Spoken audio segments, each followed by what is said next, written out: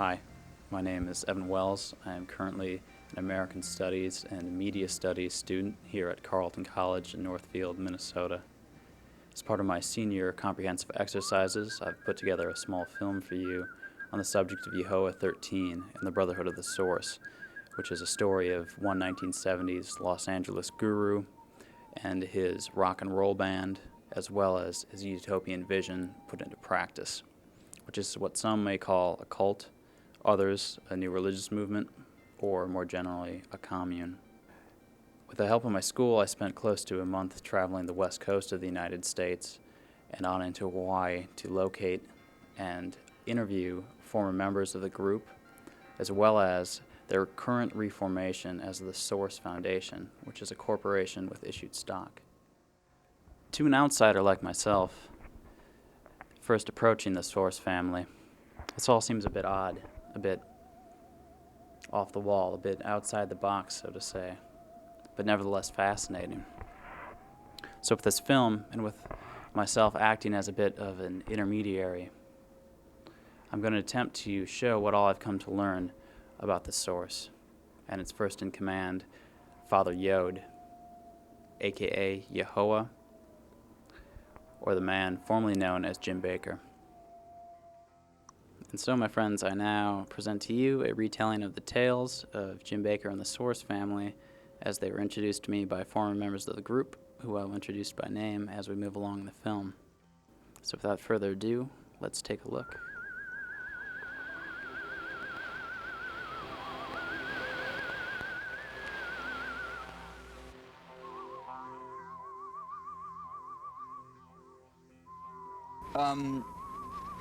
All over America, right after the 60s, after all of the madness, all of the fury, all of the tumult, all of the confrontation of the 60s, a lot of young people opted to drop out, to go to live in other places, to try to maybe return to the earth, to try to find a better way of life, to try to become in tune with nature, to become at one or at peace or in harmony with the natural elements of the world. And they founded communes, if you will.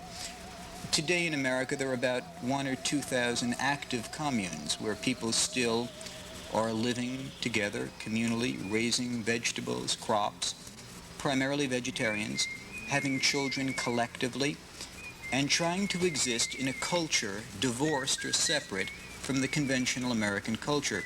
And one such commune that is enormously successful and self-supporting here in Los Angeles, called the Brotherhood of the Source. They number about 400. They have their own vegetarian restaurant. They have a lavish home up in the mountains. They do have children in an open, free marriage situation. They are vegetarians. They are nudists. They practice a specific kind of meditative discipline. And they are a most unique and unusual group of people. One day I visited the Brotherhood of the Source commune to find out a little bit not only about vegetarianism, but about the communal way of life in America and whether or not it's working.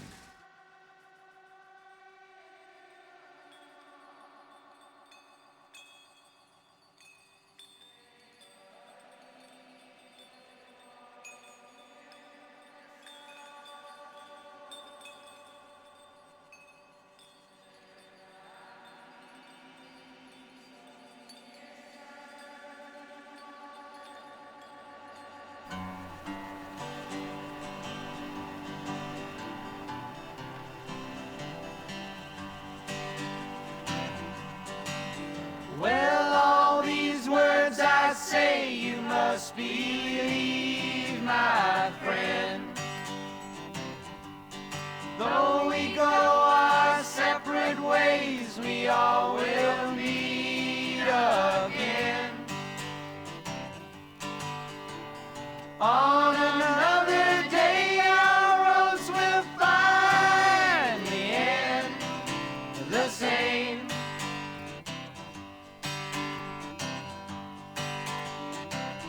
And then we all will join together, and together we will sing.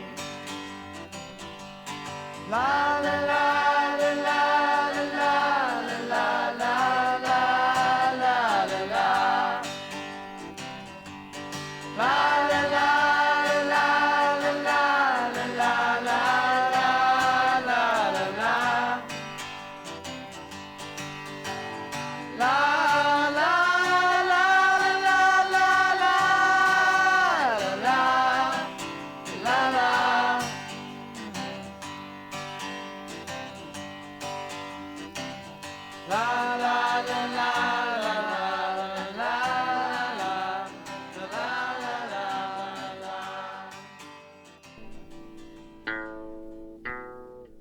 about 1967, and it was marked in time by the Buffalo Springfield song. There's something going on here. What it is not exactly clear. That song Clancy can't even sing. Well, that song was written because one night a lot of the business people on Sunset Strip were complaining about the tremendous amount of people on the strip, and it was affecting their businesses, and you couldn't get cars through and everything else. So they decided to bring in the National Guard. The establishment decided to bring in the National Guard and completely stomp out the movement on the Sunset Strip. So they went down the strip, 30 wide and 30 deep, with arms locked in full riot gear, and after they passed through the Sunset Strip, there wasn't so much as a lit cigarette left. It was gone. The movement was over on the Sunset Strip. So basically, things went farther underground then. And that was the beginning of a spiritual movement that was bound to evolve from that. I think that in the times, the late 60s, early 70s, there was a great dissatisfaction and need for another model. Everything seemed a little funny to me, worldly. Grocery shopping? What about spirit? What about new? What about changing the world, Our generation of parents was pretty just interested in the status quo and holding things all together the way they were, but we knew there was a great hypocrisy going on, and we all reacted to that and ended up, meeting and trying to understand about this great paradox of life. And Jim Bakker was actually one of the predominant founders of the beatnik movement. He had a sandal shop on Sunset Strip, which was very creative and actually laid the quote-unquote footprint for the sandal generation and the beatniks. Once he hit Hollywood, that started his whole opening up to a spiritual quest, because there was so much happening there. There was the Vedanta monks, there was everything you could think of is there and was there. Well, plus he was so involved in the health field there. He got involved with the what do they call themselves? Nature Boys, yeah. The Aqua Range, food. They were the beat generation on the West Coast, and they invented the health food industry, and they were bodybuilders, and the beat generation in New York were all shooting heroin and wearing sunglasses and playing bongo drums and drinking, and were very nihilistic, in California they were all, eating avocados and, pumping iron and, running around with their clothes off, I suppose, creating an industry, the health food, or, movement. His real interest in the health field began when he was 16 or 14, I think, when he got an intense case of hemorrhoids. And it was so bad and he couldn't get it fixed, and he ended up going in for an operation. So he became fascinated with the subject of what causes health problems and how can you avoid them. And he began to read and study it and work under people who were, ask people questions, and basically began to realize that a lot of the causes of health issues were self-caused by the way that we handle our bodies, what we eat, and the way we abuse our bodies or disabuse them. He taught that was the key foundation of the Soros family, I feel. And I know that that's what he brought a lot of people in from the world and healed them through juices and cleansings. They were actually living on a day-to-day basis, all of the things that embodied the spirit of kind of the transformation from our parents' generation to our generation. He began to understand that all of the people that were wandering around looking for spiritual consciousness had really come to that place because they did not have the proper family and father image in their lives. He would say that it was like he opened up the newspaper to the want ads, and he saw an ad in there that said, man wanted to play the role of God. And he went down and he got the part. And he'd laugh about it. He said, I went down and auditioned. He says, they gave me the part. So here he was. And that was what he was devoted to do, to play the role of God. He was coming from very much on high, and most of us were very, very little babies. He called us little kiddies because we were little kiddies, and he was the big, big daddy. And he was a man, and you could tell that this guy had a tremendous amount of power and a tremendous amount of charisma, and that he just presented himself with the kind of attitude that I consider to be, you know, what I wanted to be like. We all loved Yehoah unconditionally. We did not love each other unconditionally. A lot of us just put up with each other because we had the same common bond of loving Yehoah and the wisdom that he gave us. Here's this great guy I had always envisioned would be the perfect dad to have, you know, big Santa Claus, happy, full of fun guy. As soon as I met Father, though, I knew right away that I had found something that my inner soul had been seeking. And by the time I met Father, man, I was just lost. Just none of what they were saying about religions made any sense to me. And Father and the family did. I saw a man who had become God, is my take on him. Other people encountered Jim Bakker, they just thought he was an egomaniac, that he was obsessed with sex, that he was arrogant, that he was dangerous, you know. I saw something different. So that's what I got, you know. I got to be with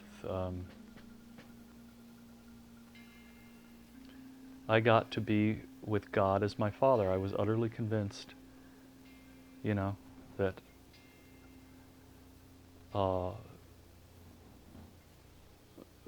that I was living with God. And it wasn't like he was the only God, you know. No, it was just somebody that completely accepted, you know, that he was, or was as powerfully or as completely as anybody had ever done it, you know, in my experience. And that endowed me with a sense of that I had an innate nobility. You know, it made me feel that I was abundant, that I was cherished, that I was loved unconditionally, that I was appreciated, that everything was available to me, that anything I wanted I could have, you know, and that I was innately noble. And not to the exclusion of anybody else, you know. But I felt tremendous security, that there was great affection for me, that there was appreciation for me, you know. I believed I was the rain from God. From God. And I believed Jehovah was God. There was no question in my mind about it. So if you saw this man, 6'6", and you look at him, and when the sun was on him, his hair was all curly, and it was down to here, and he had one strand that would be like, it was all like finely polished wire. It didn't look like hair. It looked like somebody curled up wire, real thin wire, and highly polished, like a piece of gold or a piece of copper or a piece of black wire. So he had 7 different colors of hair. There was red and gold and silver and black and white and probably a little blue in there. But he had 7 different colors, and every single strand was a different color and was all highly polished. So if you look at a being like that and you're sitting in front of him and you're thinking, man, if I die and go to heaven, that's what I want God to look like. Just as I arrived, basically, he moved from being Father Yod to being Yehoah. And as Yehoah, he proved to me that he had attained God consciousness. He could teach in such a way that your head would be spun 360 degrees. with what he said. And when you spun 360 degrees and you came back around, you'd say, God, how in the world could he be so conscious and speak on such high planes of wisdom? And by the time you had regained your awareness enough to listen to what he was saying, you would be aware that he was saying the exact opposite of what he just said, that spun your head 360, which meant that it would spin your head 360 again. And by the time it came back around and you're going, what the f is going on here? What the hell is happening? How can he possibly be doing this? And you'd open your eyes and he'd be saying the reverse of it again. But each time taking it to a higher plane and taking you to that plane with him, and I still, to this day, have no idea how he did it. I think all of us can relate to the Jedi. Yahuwah was a Jedi, master. He was a lot like Obi Kenobi in Star Wars.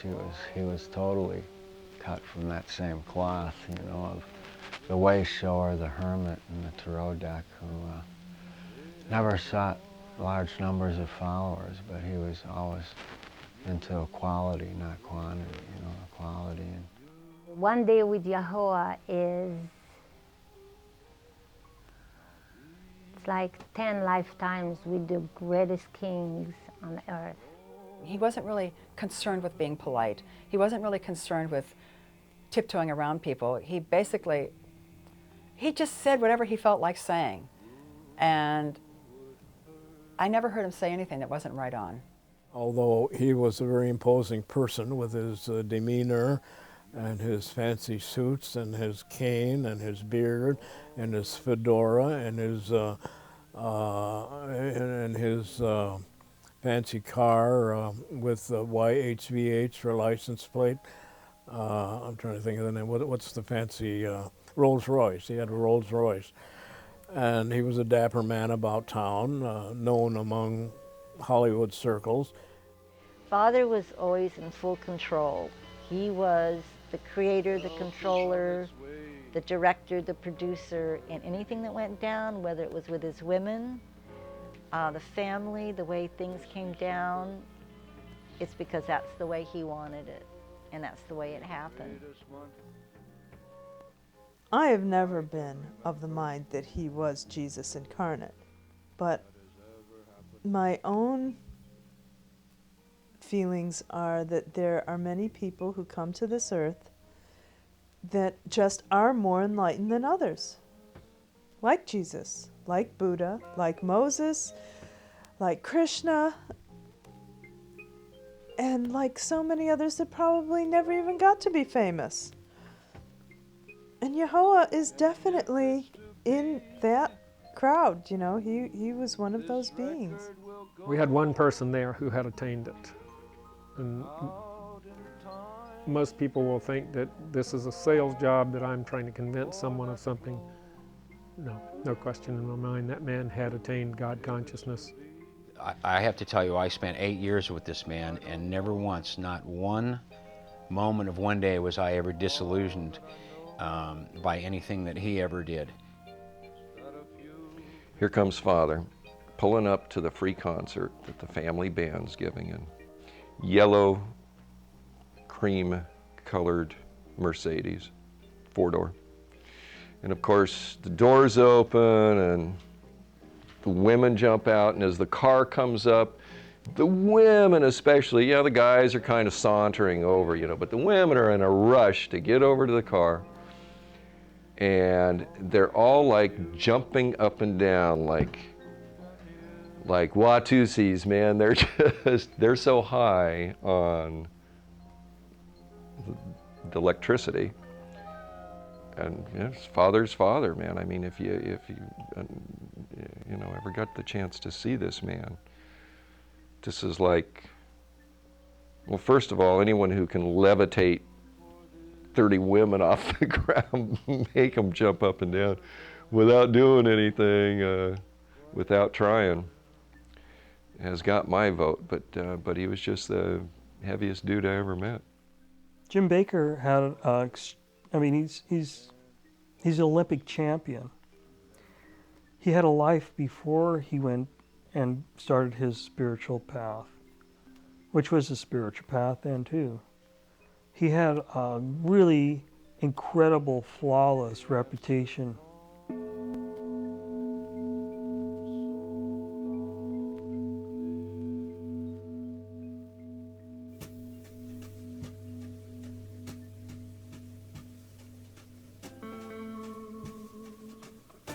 It's a knack, it's a knack, it's a knack, it's a knack.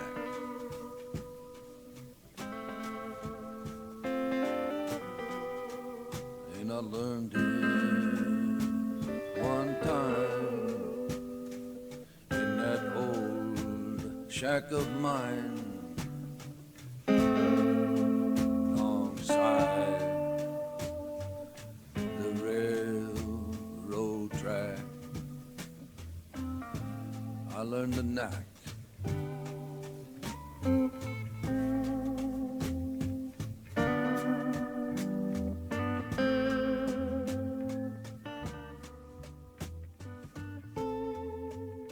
Jim Bakker was born on the 4th of July at midnight, and he considered himself profoundly an American.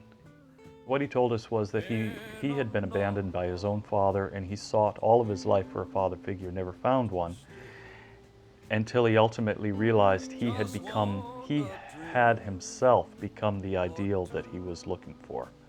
From the day he was born a leader. Everything that he did, he excelled at, and he set the pace, and he was the leader. Jim Bakker was a great example of what America is all about. For jobs, he would take big blocks of ice and have to carry them up flights of stairs. During the Depression, when he desperately needed a job, he talked of working cleaning out the barges on the river. And a lot of times they would deliver whatever, gravel or manure for fertilizer or whatever. And his job was to go down inside the sealed, more or less sealed hold of these boats and clean them out. But before that, there was when he was 16 at CCC. All right, he joined the Civilian Conservation Corps. Which was a very interesting program by President Roosevelt. And he was just a young man, but he got a job. And they went out and did logging and building roads, really, really hard labor, and he worked among really hard working men. He lied about his age to get into the something, Navy. He went into the Marines, and he was actually a sharpshooter. He was an ace sharpshooter. Dead on. His first job was he went into the Marines and he said, I will teach your Marine Raiders martial arts. And this usually, when I think of this story, it usually gives me chills, because if you walk into the Marine Raiders and say, I'm going to teach you martial arts, you better know what you're talking about, because every one of them is going to go, come on, and teach me what you know. And not only did he do it, but he carried it off, and that was his position, was to teach the Marine Raiders martial arts. So he went in on the USS Chicago, a warship, and it was out in Guadalcanal. And it was one of the ships that came under direct fire from the Japanese. When the battleship was going down and the Japs were strafing the water and shooting the enlisted men who were in there, he climbed. He wasn't a gunner. He had been in the brig because his commanding officer, the next guy up, in the chain of command, he was just enlisted, insulted his mother, and he decked him or something, so they threw him in the brig, and the planes come, and the kamikaze sinks the ship, and the Jap Zeros are flying overhead, and they're all overboard. And the Japs start, in defiance of the Geneva Convention or something, they start shooting all the guys in the water. And he gets so pissed off that he climbs back up on the battleship and gets it while it's going down, and gets in a gun turret and shoots down 9 Jap Zeros. He had already shot down, he did go up and start shooting, and he shot down 12 planes. he was out of ammunition. His gun was out of ammunition. With one hand, he grabbed a 60-pound ammunition can, unloaded the gun with the other hand, simultaneously loaded the gun, drew a bead on the Japanese Zero. By this time, they could see each other's eyes. They were looking at each other's eyes, and the man had him in his guns, and he was firing on him, so the bullets were whizzing all around his head. He fired on the Zero and took him out. Dove from the ship, which was now sinking, and the ship sank in 6 minutes. It just collapsed and sank in 6 minutes. So the pressure, the suck, the pressure to pull down was great. He had to swim with his Olympic strength to get away from the ship to keep from being sucked under. The War Department hears about it and they get all excited and they decide to make a propaganda movie about it starring Ronald Reagan or something. And he goes home to Cincinnati and, you know, he's 17 years old or something. They give him a ticker tape parade. But they don't give him the Medal of Honor. They don't give him the Medal of Honor, the Congressional Medal of Honor, because technically at the time he was in the brig and hadn't been cleared. He was headed for a court-martial or something, so they gave him some other medal, but you know. What a story. I mean, this whole thing you couldn't have scripted if you wanted to. Of course, it would be 13 planes.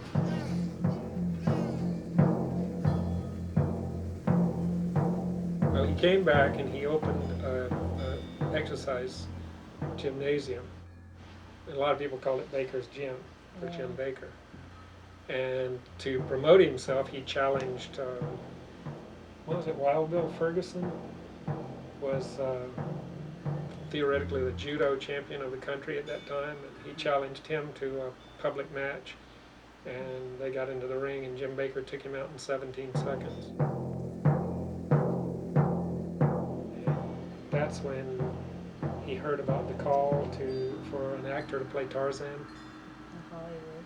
So he bought himself an Indian motorcycle and jumped on the motorcycle and rode across the country to Hollywood.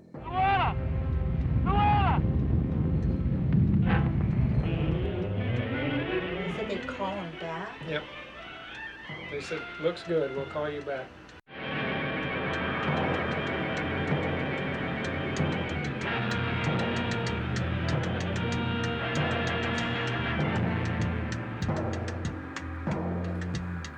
While he did not get the role of Tarzan in Hollywood, his move to California signaled other major changes in Jim's life. Sticking with his fondness for health food, in 1957, Jim, with his new wife Elaine and their 3 sons, opened 2 restaurants on Sunset Boulevard called The Old World and The Ware Inn. And he started seeing other women and he got himself into some trouble. One woman, Jean Ingram, there was an energy with her husband. Her husband was going to kill Jim Baker or something like that. And Jim, being a judo expert, and he came at him, you know, he took him down. He told him. And then there was another energy. Somebody said it was due to a pit bull, but it had to do with another woman also. And he ended up in self-defense of her. Oh, he was defending her. He was defending another man was her. attacking her, and he killed him too. And there was a whole court case on. I mean, it was like pretty sensational scandalism for everybody. And he got out of jail. He was proven that it was self-defense. But they required him to register his hand As a legal weapon. Can you believe that? You ever heard of that? And he left with all that energy came down, you know, with his hands and his court. And he went to Samoa, and he ended up curing the chief's daughter, who was the princess. They were eating canned food and really junk stuff, you know, Western food, and they got sick. And she almost died. I think she got food poisoning from one of the tin cans, and he cured her. And so the chief gave him, in return, his daughter and married him. So here he was, married to the Samoan princess, and he was in paradise on this beautiful beach. And he said he found himself one day pounding his fist on the sand and going, if only I had a problem.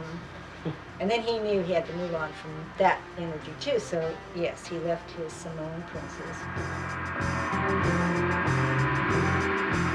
But beyond these matrimonial and occupational changes in his life, there were more significant transformations starting to happen as he expanded upon his healthy eating, bodybuilding, and competitive sports with his spirituality.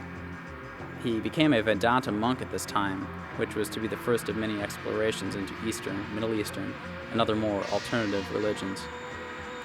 Later on, Jim met Yogi Bhajan, who was the leader of the Healthy, Happy, Holy organization, and part of the massive influx of Eastern religions, gurus, and spiritual teachers at that time.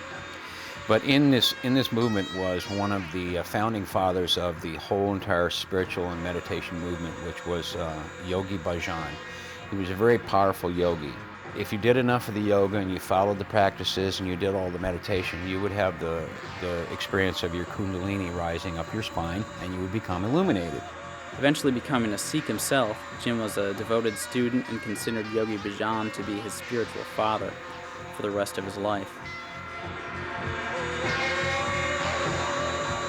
However, while Jim's interests in spirituality were developing and gaining a more fundamental purpose in his life, again his business plans and marital relationships were changing as well.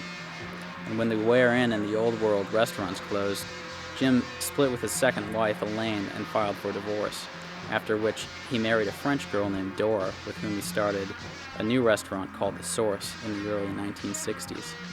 Now, how did Yehoah have it together on the earth plane? He was the ultimate businessman. He put together a business that supported him and 100 other people. That was the Source restaurant. We were in a womb that covered the earth for us so that we could all evolve.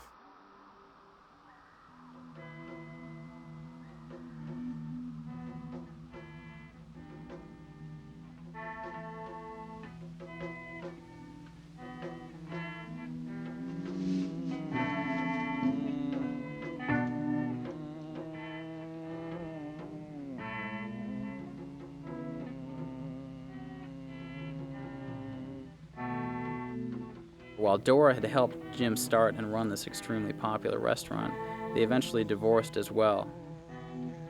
And despite another major relationship change in Jim's life, The Source was up and running smoothly, gaining popularity with the young, hip, and avant-garde of Los Angeles. These were the most gorgeous men I'd ever seen in my life. They were like mythical warriors. They had long hair, they were incredibly fit. Pretty wild.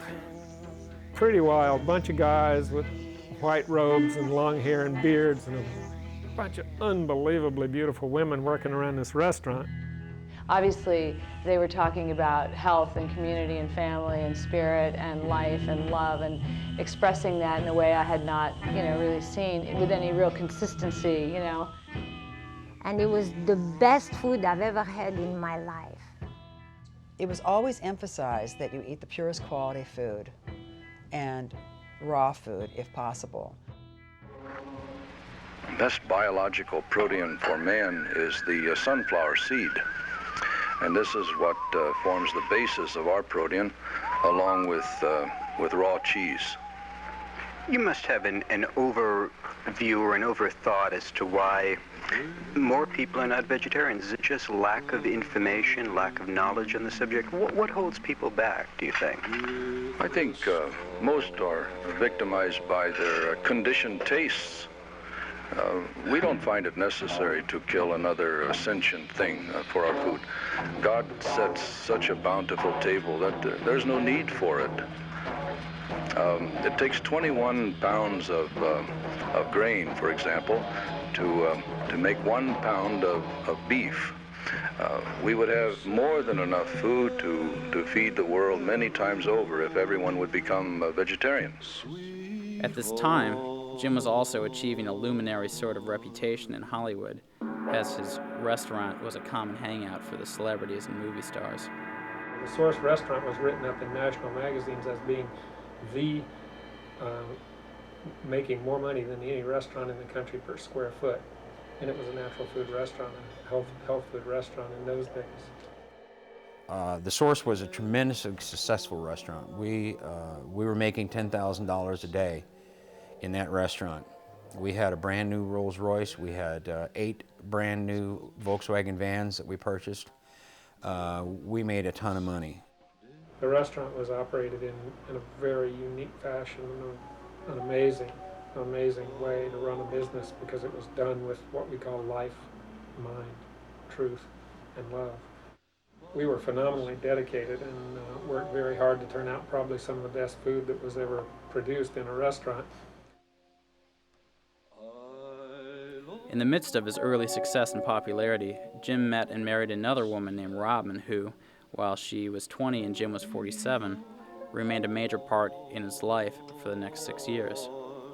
More importantly, however, many other people who were similarly attracted to Jim's charisma and the philosophy of the restaurant started coming to the Source and staying to work, living in the parking lot in nearby apartments. Father lived upstairs, with his wife Robin, who is home. And we lived in different apartments around Hollywood there.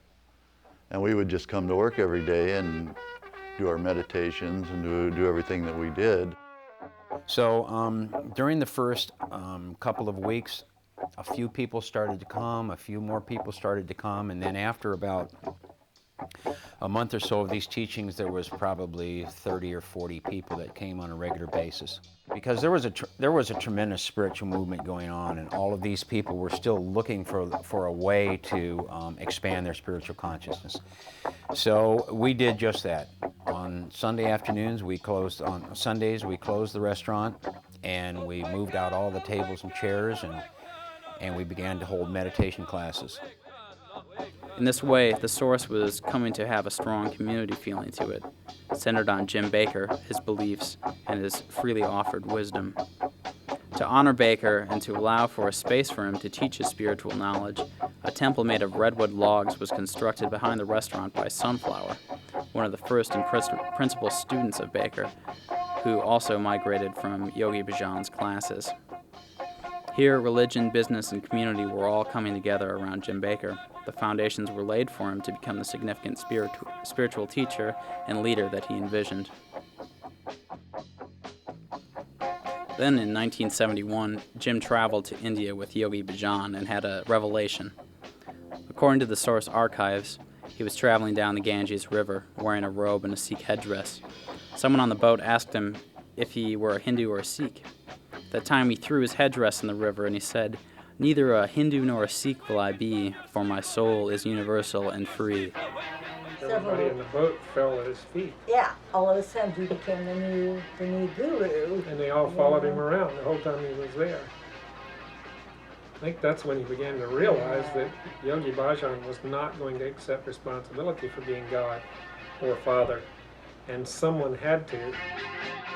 When he returned from that trip to India, he had finally realized that he himself would have to take responsibility for being the father of the age of Aquarius.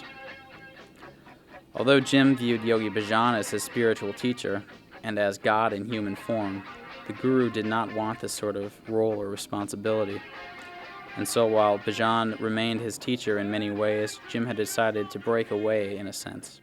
The yogi made it very clear to him that he had a certain path as a Indian Sikh, as a yogi, and he wasn't into merging. He was into merging the East and the West, but not in the way Jim was seeing it. And he had heard that in the future the new spiritual enlightenment, the new spiritual awakening would come out of the West instead of the East.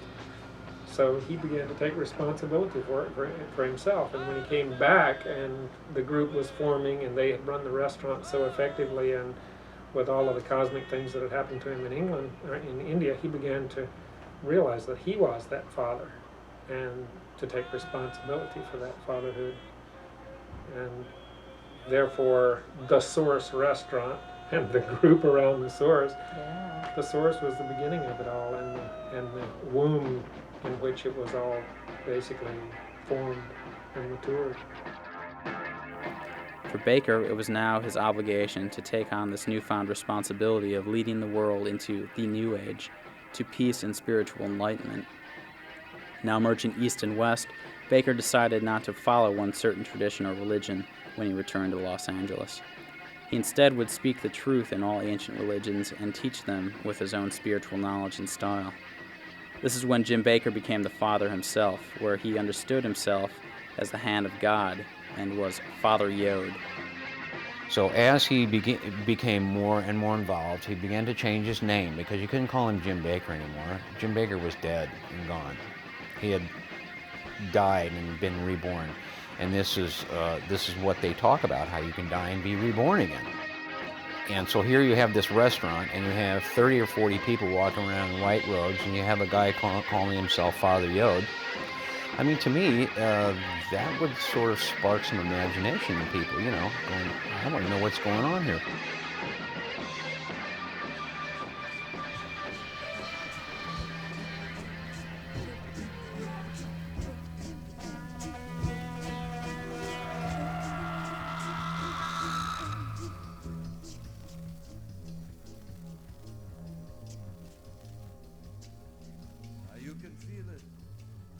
What is Father here for?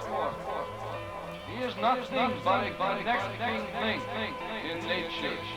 That is all that he is. Father is here to put you in touch with the only master you have ever had and ever will have. It is not outside yourself. Your only master sits within you.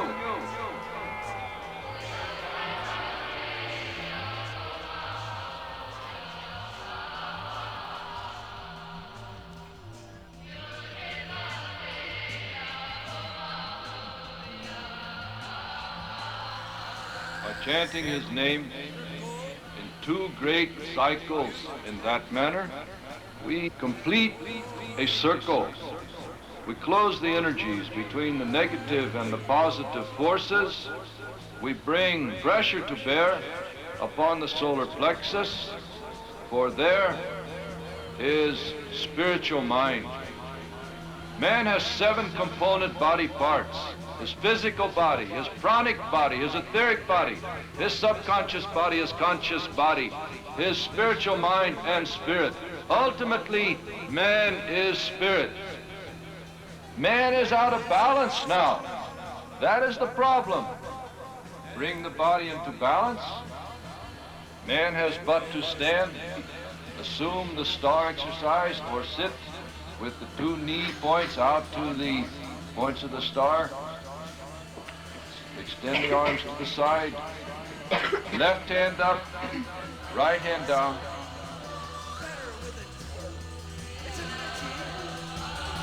Energy can be projected, you see.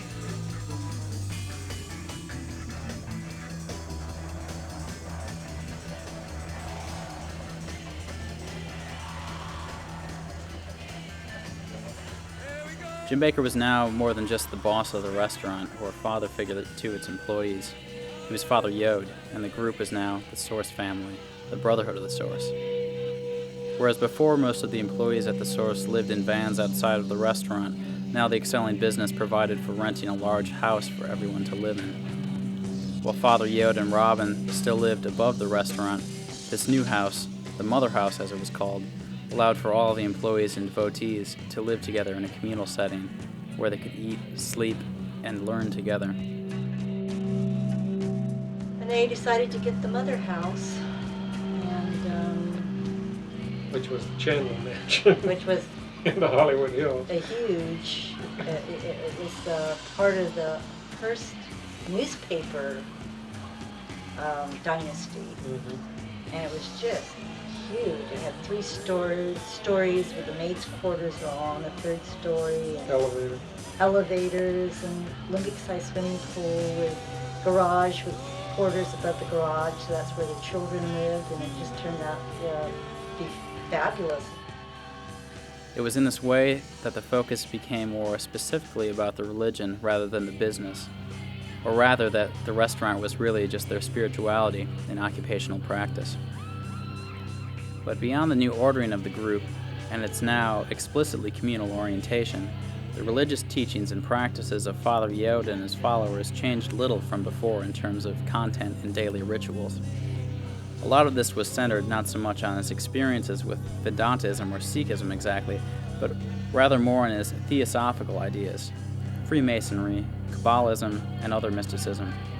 What he was teaching was it wasn't Christianity, it wasn't Judaism, it wasn't Buddhism, but he had Yehoah had gleaned the teachings from Mohammed and from Buddha and from Jesus and from the Jews and the Israelis, from all the different religious sects, and it was presented just as spirit and not as some kind of dogmatic religious thing.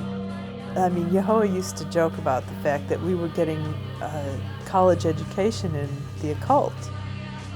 Here, in addition to the Hebrew alphabet, astrology, and the tarot, of primary importance was the Kabbalah, and more specifically, the Tetragrammaton, the supposedly true, sacred, and ineffable name of God. Here, YHVH, pronounced Yod-He-Vav-He, or Yahuwah, by Father Yod, was the basis for most of the teachings, the group's morning meditations, and their way of life. And so while the pronunciation of this name was supposedly kept a secret in the past, Yod was now giving this knowledge and its meaning freely. Yod-He-Vav-He is the ancient and sacred name of Yehoah hidden. The real name is Yahuwah. What is that? Fire, water, air, and earth. What is the highest manifestation of fire, water, air, and earth on this planet? The family. The Father, the Son, the Holy Ghost, and the daughter, of course, fire, water, air, and earth. That name has been hidden so well that nobody knew it for thousands of years except for one person in each temple. And that person was only allowed to speak that name once a year. And that person was only allowed to speak it in the inner sanctum by himself, and he had to play the gong while he was speaking it to make sure that nobody else could see it, could hear it. All of this was written down in Father Yod's book Liberation and sold at the restaurant. It is in this book that Father Yod laid out his 10 commandments for the age of Aquarius, which were: obey and live by the teachings of your earthly spiritual father. Love your earthly spiritual father more than yourself. Harm not one of your body parts through either neglect, food, drink, or knife. Allow each vibration to complete its own cycle without interference. Possess nothing that you do not need, and share all that you have. The man and his woman are one. Let nothing separate them. Squander not thy creative force in lust, but come together only when the 3 vibrations of the physical, the mental, and the emotional are in harmony with spiritual love. Each morning, join your vibration with the ascending currents of universal life energy, using the keys that your earthly spiritual father has taught you. Do every act energetically, intelligently, truthfully, and lovingly. When these commandments are mastered, leave the house of your earthly spiritual father and do the work of your heavenly Father. Ta. A constantly shifting dynamic, communal life under Father Yod and his commandments was definitely interesting, and is perhaps what might have earned the group the term of cult by mainstream America. We were introduced to a different type of a world. We lived in our own world for many years in the source. We weren't in contact with the outside world as far as TV and news and all of this, we had our own little world. The women of the family were not allowed to interact with anyone outside of the family because we were pure consciousness and we weren't allowed to be contaminated by men from in the outside world. So there was really not a lot of interaction. We pulled ourselves, you know, totally away from the Maya as much as possible, you know, so that we could just meditate, find ourselves. That's what we called it, the Maya. And the family was real, out there was the Maya, the illusion that people thought was real. It makes no difference who you are and how hard you try. If you were not there, there's no way that anyone can ever explain that experience. There's no way that anyone can ever convey that experience. You lived among over 100 people who were striving together to attain God consciousness. We created an insular little community where we had those values, we practiced those values as if we were living in a golden age, in a future age, in a future time. I think there might have been a lot of flaws in the sense that they tried separating themselves completely from the world instead of integrating it, you know, putting themselves on a pedestal, so to say, and like saying, like I remember when I was a kid, I'd hear people say Pisceans and Aquarians. That's how they, and I was like, what do you, it didn't connect with me then, and it still doesn't connect with me now. It's like, we're all here on the same planet. We're all going through the same things. So if you want to separate yourself and call yourself an Aquarian and somebody else a Piscean because of the way they're living, then you're going to have to understand at some point in your process what they're experiencing too. Most of the young people in the Source family thought I was a CIA plant or an FBI spy. We saw ourselves as the ones with the consciousness, and we saw everybody else as being unconscious. It was a real spiritual snobbery, actually. And if they came to the family and they saw Yehoah, they were obviously conscious. And if they came to the family and they didn't see Yehoah, obviously they were unconscious. When you were around Father, if you had any grandiose notions, you know, they sort of thrived in that environment. And a lot of guys had bouts of egomania, you know, because if God's your father, what makes that you? Who are you? Must be Jesus, you know, kind of thing, sort of, you know. As with most communal settings, there were these certain rules and practices laid out to organize and maintain the group. When a person joined, they were to come in with no personal possessions or money. If they did come with these things, all was to be given away to share with the group.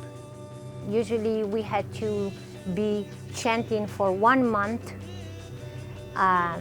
every morning at 3:30.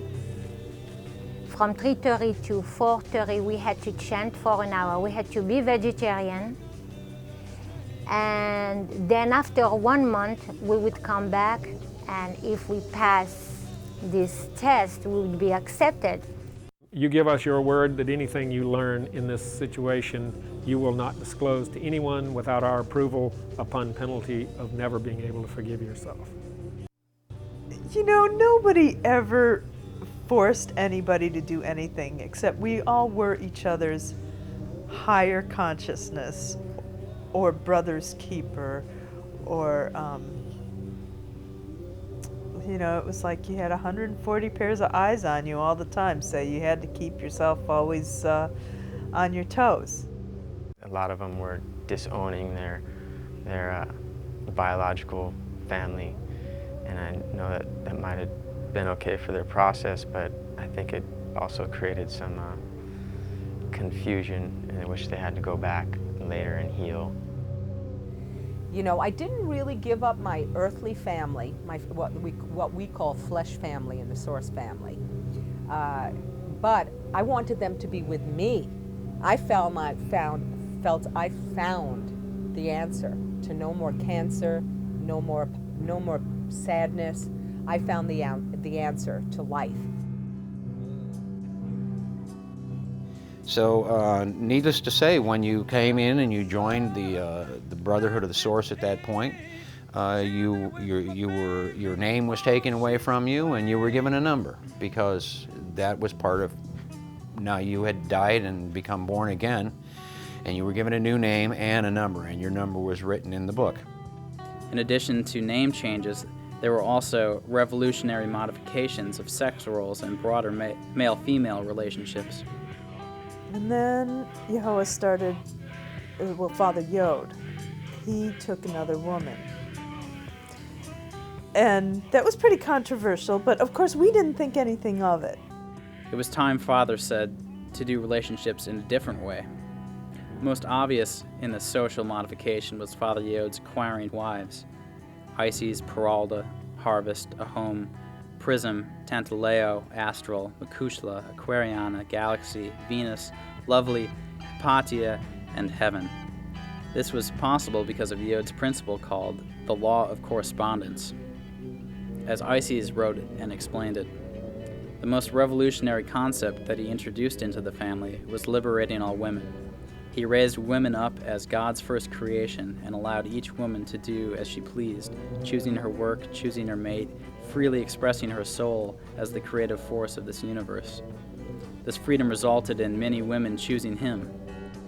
He did call us his spiritual wives. He did say we were his wives.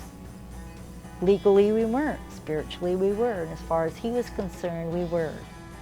And by that point, he had formed a council of women, 13 women, so there were like the 13 of us now. 3 had his children. Aquariana had his son Yod, Prism had his daughter Buttercup, and Robin had his daughter Toph. But yeah, he had 13 women completely enthralled and just, you know,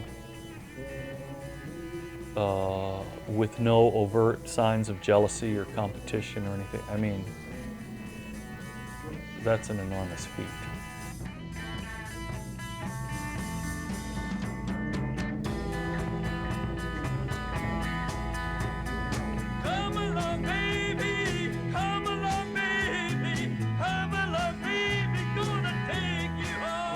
They were his women, and they were supposed to be mothers of his sons. And we were into this whole experiment of dynamic in relationship. Most of the young women who were attracted to the family were irresistibly attracted to Father and wanted to be his woman. Almost all he attempted to turn back to serve his sons. He would say, "If you love me, serve my sons." Usually to no avail, though. It was the freedom of the women to choose the God-man they wanted to be with in a closed group with a relatively fixed number of choices. Although new sons and daughters did constantly flow in, as some flowed out, that resulted in some sons and Father being surrounded by clusters of women, and other sons being left as singletons. It was the women themselves who created the unions within the family, and it was their free choice that formed polygamous groupings. Father taught that a God-man should be passive in such matters, not signaling preference or pursuing any particular woman. He taught that his sons should be one-pointed into God, and that any woman who came to him should be graciously accepted as a gift from God without judgment. So the sons were like rocks in the lake, and the women swam around them from rock to rock as they chose. Father also taught that a woman would always desert her current mate for a higher affinity.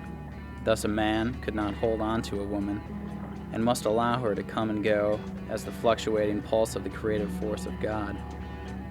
Thus Father allowed the women to create the family in its many metamorphoses.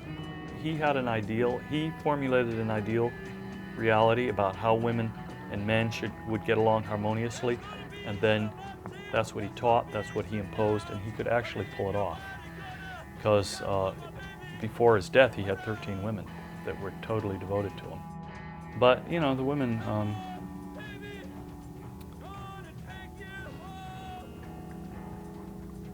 I'm glad I wasn't a woman in the family. That's all I can say.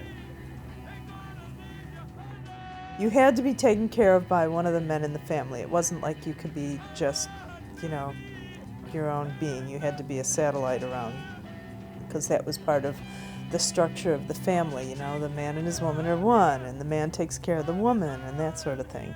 A man could have a direct relationship with God, and women had a relationship with men, right?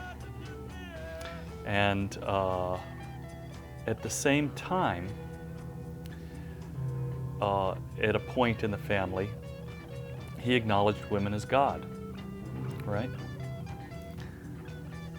Woman is God, right? But because masculinity is the active principle and femininity is the, you know, and he was a very masculine man, his ideal of a relationship was that he was in charge. You know, his job was to relate to God, and a woman's job in his life was to support him. Now, the sex that he had was, according to Western sexual magic, a la the Order of the Golden Dawn and the Templars and things like that, where there was a tremendous amount of spiritual discipline incorporated into a sexual act. Ejaculation only occurred for the man like once a month, or if he, you know, or if he was going to create a child, and the rest of the time it was a meditation.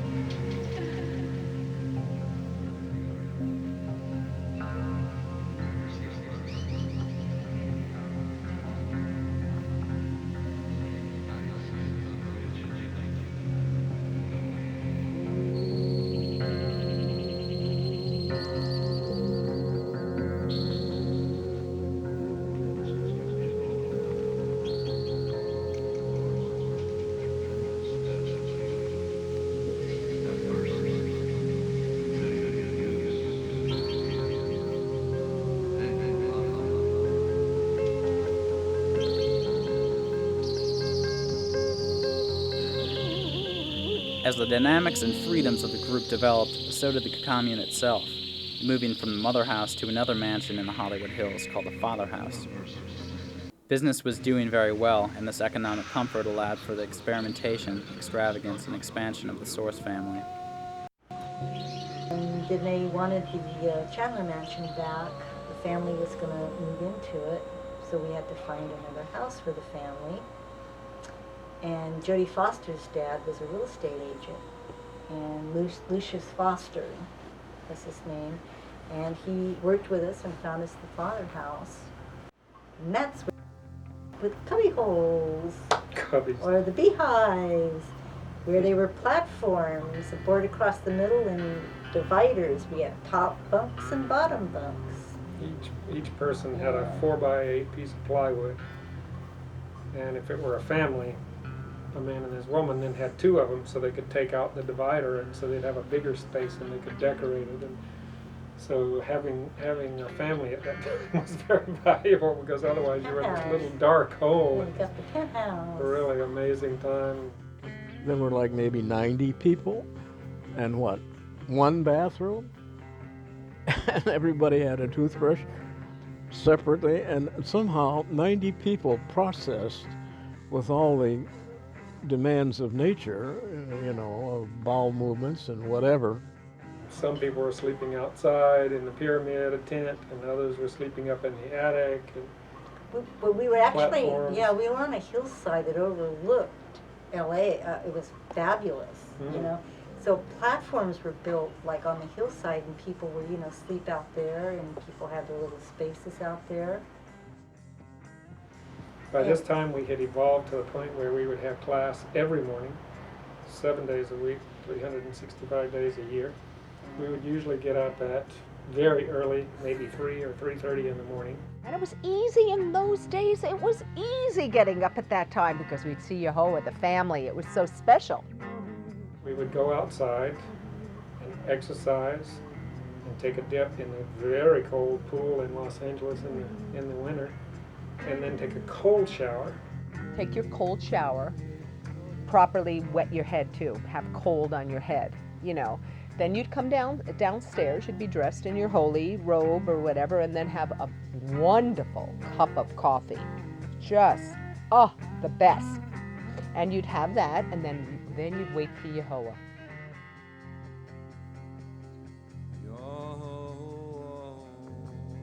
And then some of Yehoah's women would come down and prepare the room with incense. There were literally, and they were like trying to purify the room with the incense. There were literally times when you almost couldn't see the front of the room because the incense was so thick. It was almost always the primo extra special sandalwood incense. Oh, we were gorgeous. The oh vibration in that room was unbelievable, unable to be matched. The women were just, unbelievable. And our flowing hair, and we had a glow, and our robes were velvet and satin, homespun, and you know, we'd deck them out with a little bit of jewelry and our belts that we made, and the men all had beautiful homemade robes and their long hair, and we all had our little shawls and our little sheepskins or our pillows, and we were awesome. We were really something else. And Yehoah comes downstairs, and he sits in this chair, and behind him there was this huge picture window with LA spread out to the horizon, and this big gong and a few candles and this guy. And so here he was with artifacts from Egypt, but here were gathered in front of him about 90 to 100 beautiful young men and women. And for hours, literally speaking, hours, we would listen to the wisdom. Yehoah would do the gong. We had a beautiful gong. And we'd all be sitting together on our sheepskins or whatever and just listening to Yehoah, breathing, chanting, doing all these wonderful things. And every day was different. Every day new wisdom would come down. He would channel. We didn't know that word at that time, so we would say the wisdom was coming down. But basically he was opening up to the Akashic records. He was opening up to all of the spiritual teachings of all times and bringing them down into that room and laying down things. And I would always think that he would say things that were so heavy that you would just sit there and go, how in the world could he possibly have thought of something so incredible? And I mean, it was just off the, it was off the map. It was incredible. To me, I lived with God. I literally could see colors in the atmosphere. I could literally feel the vibration in the atmosphere. And I swear to God, I saw lightning bolts coming out of his ears. It was like lightning bolts coming out of his ears, and I went, ah, I'm never leaving this man, ever. Every morning after this experience, the group chanted, Yehovah, Yehovah Ho. I still remember the chants. Pretty much we chanted so to dissolve the personalities and the ego. We never spoke. Nobody said one word. Actually, it was against the law of the source to speak in the temple or when people chant or after you chant. It was, we kept this silence so that we constantly just stay focused on the inner versus the outer. So it was always a very deep, intimate, ecstatic experience in the mornings. And the vibration was so powerful it is no one can describe it. There's no way it can be described unless you were there. And for each person it was different, of course, when they were there, but I would doubt that there's ever been a group that ever became closer at any point in vibration in one moment than the group of people who were together in those rooms, in that room at that time. Because basically we all gave it up to Yehovah. He became the focal point. Whether it's group meditations or group whatever, there's always more power in numbers. Now how you use that power and how you direct that power is up to the group, and depending on the wisdom that each group has. So when he gathered the family together, he's gathering agreement that creates a much stronger force. When you meditate as a group, you can penetrate. It's where that truth penetrates you through the delusion of yourself. And as soon as the dawn starts to rise and the first ray of light would come in, we would get off the meditation trance and we start coming back into our bodies. Right after that, we would start going to watch the sunrise. It all depends where we were, because as we watched the first rays of the sunrise, that specific color of the sun contained all the elements that our bodies were missing. And by just squinting our eyes, standing out there and absorbing those wonderful light beams from the sun, we were miraculously balanced. We always felt completely rejuvenated. I myself would feel like I had just went into a magnificent trance.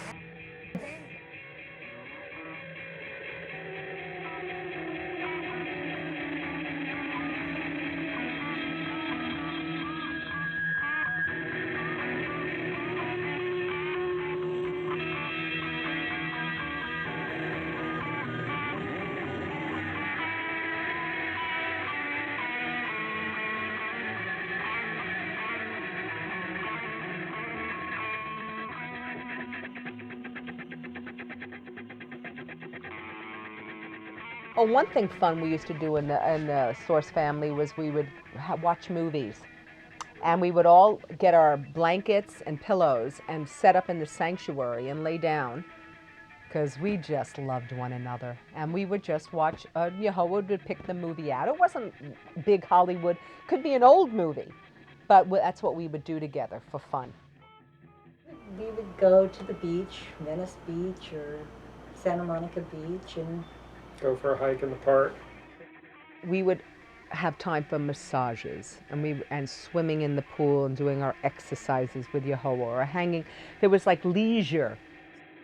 And all the hippies didn't like us because we made them look bad, because here we were all clean and we did archery, so what happened to all the peace-loving, you know? We were an affront to a lot of social values, both conservative and liberal social values. We didn't fit in any box. His whole strategy of us being financially successful and flaunting our money was protective coloration. You know, it was protective coloration. Because that's one thing. Success and glitz was one thing that the people of Beverly Hills and Hollywood would respect, and that would provide, then that respect would provide us safety to pursue our spiritual exploration. Yehoah wasn't afraid of money. Most people who try to get into consciousness think money is an evil thing. Money, Yehoah said, money is the best tool on the planet. It is a tool with which you can do anything. In Icy's put, we had a fleet of red and white VW vans and a white Rolls Royce called Ultimate. And then we had the vans have the spare tire on the front, so we had the tire covers all painted in the medallions from the dollar bill. The one was the eagle with the 13 arrows, and the other one was the pyramid with the eye on top. Yeah. So you'd see these, we'd go in caravans. It was quite impressive to see the Rolls and the red Mercedes and these seven red and white VW vans. You got Pythias in a suit to be a chauffeur. Yeah. I was Father's personal chauffeur. He bought me one of these really outrageous suits, and we played the whole game to the T. He rented the Rolls Royce, and we all got really nice clothes, and somebody dressed up like a chauffeur, and we get driven, you know, and drive us to Beverly Hills, and we go to Chasen's, where the governor, who was Ronald Reagan at the time, was having Sunday brunch, and would bribe the maitre d' to sit us next to Ronald Reagan, and the women would walk in, and they looked like fairies, because they wore nightgowns with camisoles, you know, they wore lacy, diaphanous dresses, bare feet, and hair down to their ass, and they were all under 30. So 3 of them would walk in with 3 guys dressed in German velvet robes with big heavy belts and jewelry and, you know, sandals and long hair and beards, you know, and would sit down, you know, and have breakfast at Chasen's just to turn heads. He was intentionally provocative, and he wanted us to be seen. And some of it was more successful than others. So when, you know, somebody referred to it was a dog and pony show, well, yeah, he trotted us out intentionally, and it was to get people's attention. It was to get them asked questions. He loved to challenge rigid ideas, especially about religion, especially about gender, about materiality, spirituality. He just loved to, you know, take on dogma and limitation and just shake it up. So you never know, you never knew, you know, what you were going to be invited to take on, you know, as being a provocateur, you know, to values, you know, to the values and fixed ideas of social consciousness, to be an affront, you know, to be a contrarian, to challenge social consciousness. Actually, the way Yehoah was in this world was not new at all. I mean, it seemed completely outlandish and totally spontaneous and wild and everything, but in a sense, there's a very ancient lineage tradition. The tantric masters of you know, eons ago, 5,000–6,000 years ago, the tantric tradition is all about that crazy wisdom, you know, that idea of blowing people's minds and blowing things apart in concepts and ideals that we all get rigid and crystallized around and think it has to be a certain way. That was the best thing that could ever happen. Just keep blowing it apart and blowing it apart, because there is going to come a time, and we're seeing it now, where we needed to be prepared to be able to be with all of this confusion that's happening on the planet and stay in our center and know really who we are and what we're about. And we got that by tearing apart everything we thought we were and thought we knew. We would get into these explorations of spiritual inquiry through any available history, and we'd start kind of like living it, you know. So one funny example was that if you look at Egyptian reliefs, the women wear dresses that come up to here and their breasts are bare. So the women started walking around, you know, bare-breasted, you know, and a lot of these women hadn't had children yet or anything, and they had very fine, you know, breasts, and but they'd wear these, you know, and they did that for a few days, and we were all Egyptians. That's because they were being Egyptians. They were analogically becoming Egyptians. We just became it, and then we get into something else. We get into the Templars, and or we get into the Rosicrucians, or we'd start studying the Masons, the Freemasons, or the Sufis, and very early we were doing Kundalini yoga, and we went through a lot at that time, a lot of early incarnations started coming down. Like he took us through American Indians. We started wearing leather and got into the Indian stuff, and then we got into something else, and it became Essene, Camelot, you name it. It's just kind of we went through it all very quickly. So we went from white Essene robes to robes like American flags and stuff like that. We were walking around Hollywood in these, you know, with 13 stars on your chest, you know, red, white, and blue, and, you know, I mean, you know, and we did that for a couple months, then we did something else. Because basically we're into walking our talk, living our dreams. And the idea was, you know, you don't just practice at it, you don't just play at it, you live it. And it's always about that, going, you know, how do you trace back and uncover, you know, our true essence. So to do everything as if we are the first person, the first man, the first woman. So we don't cut our hair. If you're the first woman, why would you cut your hair? Why would you have a watch? Why would you wouldn't know none of these things. You would be just like the way the animals live, just very natural. Just you watch the trees, you look at the book of life, and you live from it.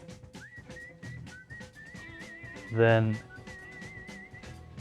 society and religion and social custom and tradition and ethnicity and economic shouldn't be any constraints, you know, should pose no constraints on what a person is allowed to explore and turn into wisdom for themselves. So it's, you know, this thing about freedom, he was big into, you know, personal freedom, and that this was the country that most, in its ideal, you know, most embodied that, and it was deliberately constructed. So what was the kind of mind that created it? What became intriguing to him was a lot of Manly P. Hall's work on the Masonic influences in the foundation of the United States, and how they put all the Masonic gobbledygook on the money and stuff, you know. And so who architected the dream of America? Who were these people? Were they Christians? No. You know, were they esoteric students of the esoteric? Yeah. Is that basically pagan? Yes. Does it have to do with Wicca and natural energies and consciousness and energy and reality. Yeah, it has everything to do with that. And so, you know, who were these people? They were the, you know, and so he got into a whole exploration of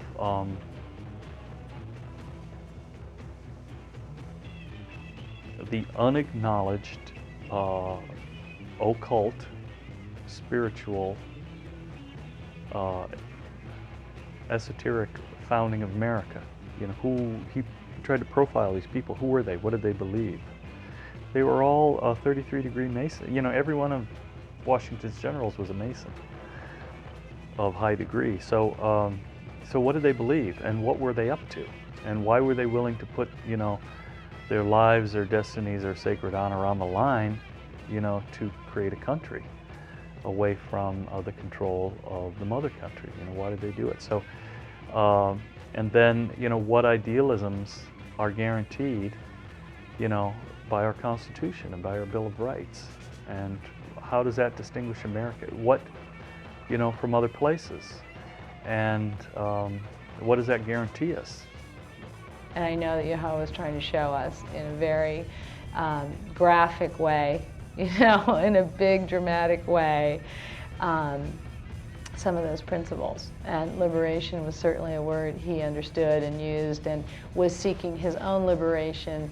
And we all thought that that was something, you know, worthy to emulate, or to try at least to achieve within ourselves in any small way that we could. He told us that we were in the source anticipating a time of a future age when there would no longer be any religion, and there would no longer be any middleman between man and God.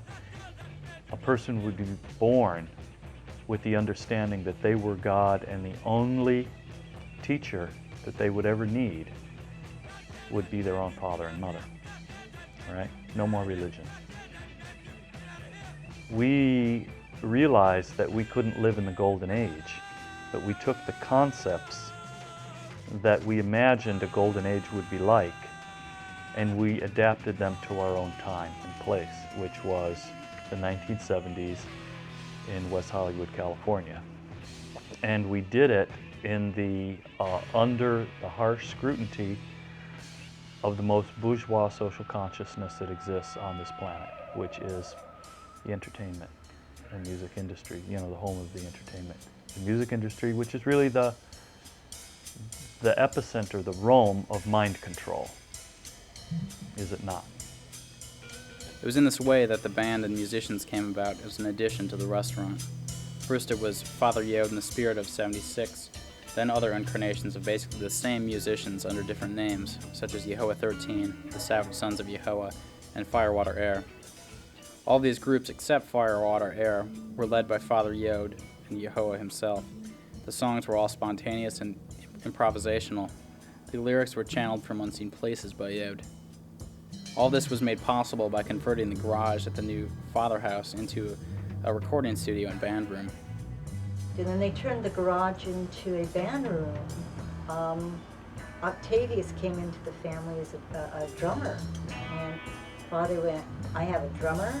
Well, if I have a drummer, then I must have a guitar player, a bass player, and I have singers, and I have a band. We have a band. We're going to do music. We had a recording studio built into our house, and we would take that recording studio with us wherever we went. And after morning meditation, the musicians would gather, and we would just start to lay it down. He said the music was going to be, that the music was way before its time, and that his message would come out through the music. And he said that, you know, it would carry a frequency that would be like spiritual seeds that would transcend time. A lot of the model that he operated on was very gender-based. You know, it was like, he said, well, the music, you know, for somebody to write a song and have it be very melodic, and then they practice it and practice it and they overdub and they, you know, and he said that's feminine music. That belongs to the old age.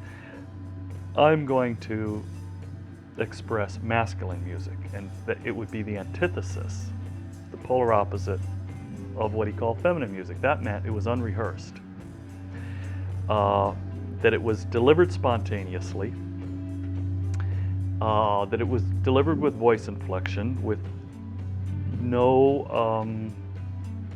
rehearsal, no redo. He just focused, he meditated in the morning, he got an idea that he wanted to deliver. Sometimes he had notes, and he'd go into the band room and he'd belt it out, and the musicians just had to keep up the best they could, you know? I mean, you can explain it like being in the band room was higher than any drug, you know, you could ever take. You know, that energy that we produced in there just, you know, made us soar. You know, you could actually feel like you had wings on and you were flying, you know. We just wanted to completely clean ourselves out and just be a channel of the music, you know, and let that come through. I remember Gin, he was the guitar player, the predominant guitar player, and Gin, he was named Gin because he's full of fire. This guy is so fiery you can't control him. And sometimes he would just play a big chord and his guitar would all be out of tune, so we'd all just we'd play for 5 minutes just trying to get into tune, and it would come out to be some of the greatest stuff you ever heard, man. All out of tune and notes everywhere, but all in harmony, you know. And then finally we would all lock it in, and by that time it was into a beat and it was into a groove, and then we would just go with it. While it's said that they recorded a total of 65 albums in the 5 or so years that they were together, only 9 were released by the Source family, and in very small pressings, sold in a section of the restaurant called Higher Key Records. But nobody was really buying them. You know, we couldn't really get them out there. We thought if we got a major record deal that they would do a lot of promotion and get it out there more.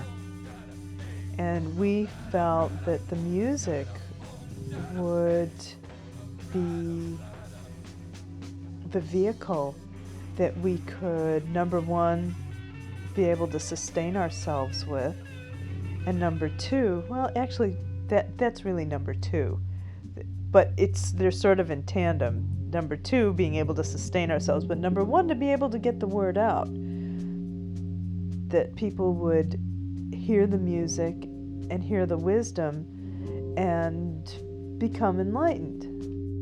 These are teachings of his worldview. It was a frequency. It was a message that would cut through time, and that it would alter the future. It would not only alter the future, but it would find listeners, because the man is authentic. The man is absolutely genuine, you know, and he's got something to say. The man was a natural adept, and he liked to study and apply hermetic principles of frequency, vibration, rhythm, gender, all of those very abstract hermetic concepts. The soul exists outside of time, and he was very present as an entity or an energy that transcended his time, that existed. He existed in the past. This is something interesting about the Source family. It was as if we were existing in the past and the future simultaneously.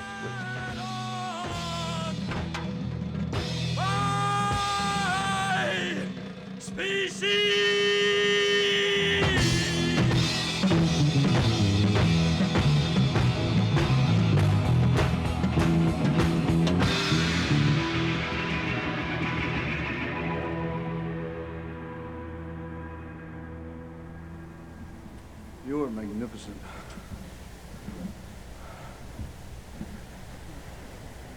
Well, we take it everywhere it can go, and then we keep it going. And we don't rehearse it, so that makes us always current to the energy.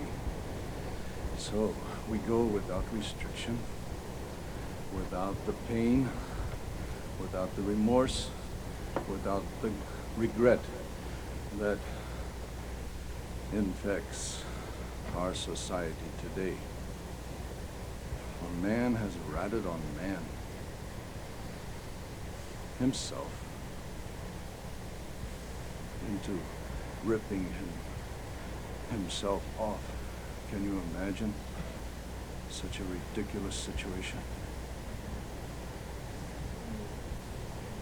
So, I for one and my sons for another are through with it.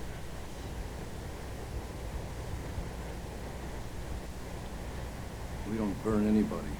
And what's more, we're not going to let anybody burn us, babies. Let's understand each other.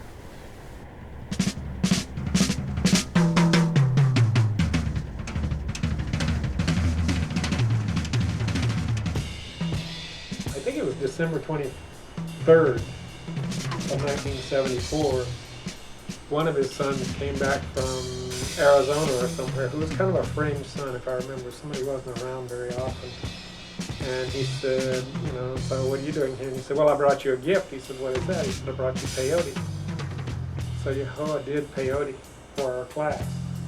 And it became a very powerful, very heavy energy.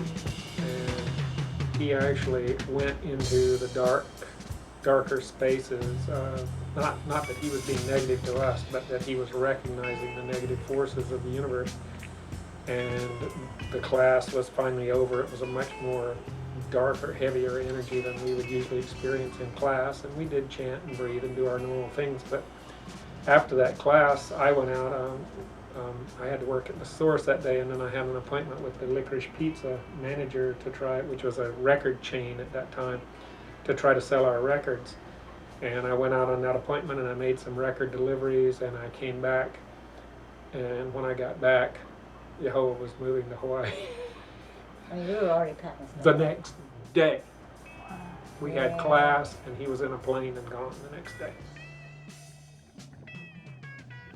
You know, we left California because we were seeking a community in which we could live free and just be ourselves and try and be an example of a group of people that could live together and function in the world and live peacefully and lovingly together. Well, we knew that we needed to have a place that we could farm, that we could live the simple life, that we could live a good life. We had a conscious decision to make. Were we going to become corporate level businessmen and expand the Source restaurant and open up 10 more of them and become businessmen in the world? We didn't really want to do that. We decided that the best thing that everybody in their hearts wanted to do was go somewhere, get a great big piece of land and farm it and build geodesic domes and live in them. The plan was to create the dome community, be this perfect example, have all the people there, their children and their children's children, and then go on from there. And hopefully it would perpetuate across the nation and into the world. And we sent out scouts and we looked all over. We went to South America, we went to Europe, we went everywhere looking for the perfect piece of land. And we decided in the end that Hawaii was the best place. The climate is wonderful. You can drop a seed on the ground and in a year you can eat the fruit off the tree from it. You don't have to do anything. It's extraordinary there. And of course we were going to be living there and surviving the Holocaust that was going to happen to the rest of the world. Because we were constantly talking about the fact that, you know, these pyramid predictions that, and Nostradamus predictions and whatever. Hawaii is out in the middle of the ocean, so if there was going to be some cataclysmic occurrence, then all, California was going to drop into the ocean and all the water would go, Hawaii is like the highest mountaintop measured from the bottom of the ocean floor, so the water would recede and go cover California, but we would be okay because now we would be on this big landmass. Unfortunately, attempting to realize the total dream of utopia became the fall of Father Yod and the dissolution of the Source family. Outside of Los Angeles, without the economic backing of the Source and without the support of the hip New Age culture, Yod and the family were continually having a hard time of it in Hawaii, meeting opposition to their way of life. I had a few problems on Hawaii. The local people were a little bit surprised when 100 people moved in, with the men with long hair and robes and the women dressing the way we did. And Well, we weren't very timid. A lot of locals didn't really have a whole lot of respect for Yahoa and or any of the people in the family because they were so counterculture at that time. Even though this definitely is our time, Hawaii is very disremoved from the mainland. Well, the people on the island did not like the idea that we were there. This was right around the time of Charles Manson, and the word family was a very scary word in anybody's mind. We called ourselves the Source family. They thought we were brothers with the Manson family, and they did not take kindly to us at all. Father had an open forum. He invited everybody to come to find out who we were, what we were about, ask him anything that they wanted. Hardly anybody showed up. And hardly anybody asked him questions. And and you can't blame him when you see the picture of him under the big tree with about 50 people arrayed behind him. It wasn't like we made it easy for people to jump through our mirror at that time. So here we have this person showing up, and he's walking through the main parts of town, and he's doing some very obvious out front advertising of who he was, and you know, kind of strange to have somebody who is actually a bigamist and advertising it. That's a shame. So it became very precarious ground that we were on. Here we had 100 and something people over there and Volkswagen vans, and we were all set up in this thing, and they wanted us out of there. They began to boycott us in the markets. They wouldn't sell us food. And at one point, I was walking along the road next to the ocean, and a local pulled a gun on me and said, "Get the hell out of here, we don't want you." What worked in LA did not work in Hawaii. And the provocative aspect of his style only bred violence on the part of the locals, reaction, hostility, gunfire. I'll never forget the night that I woke up to what sounded like machine gun fire. There was this, somebody had thrown a string of Chinese firecrackers, which is like, you know, hundreds of firecrackers on a string, onto the roof of the children's house. And we didn't know what was going on, and it scared the living daylights out of us. So we realized that we were in some danger on that island when they began to shoot out our lights and all kinds of stuff. So we went, we decided we better just go ahead and leave. We were not ever going to be accepted on that island. So we went down and said, if you want us out of here so bad, you pay for it. And they paid for it.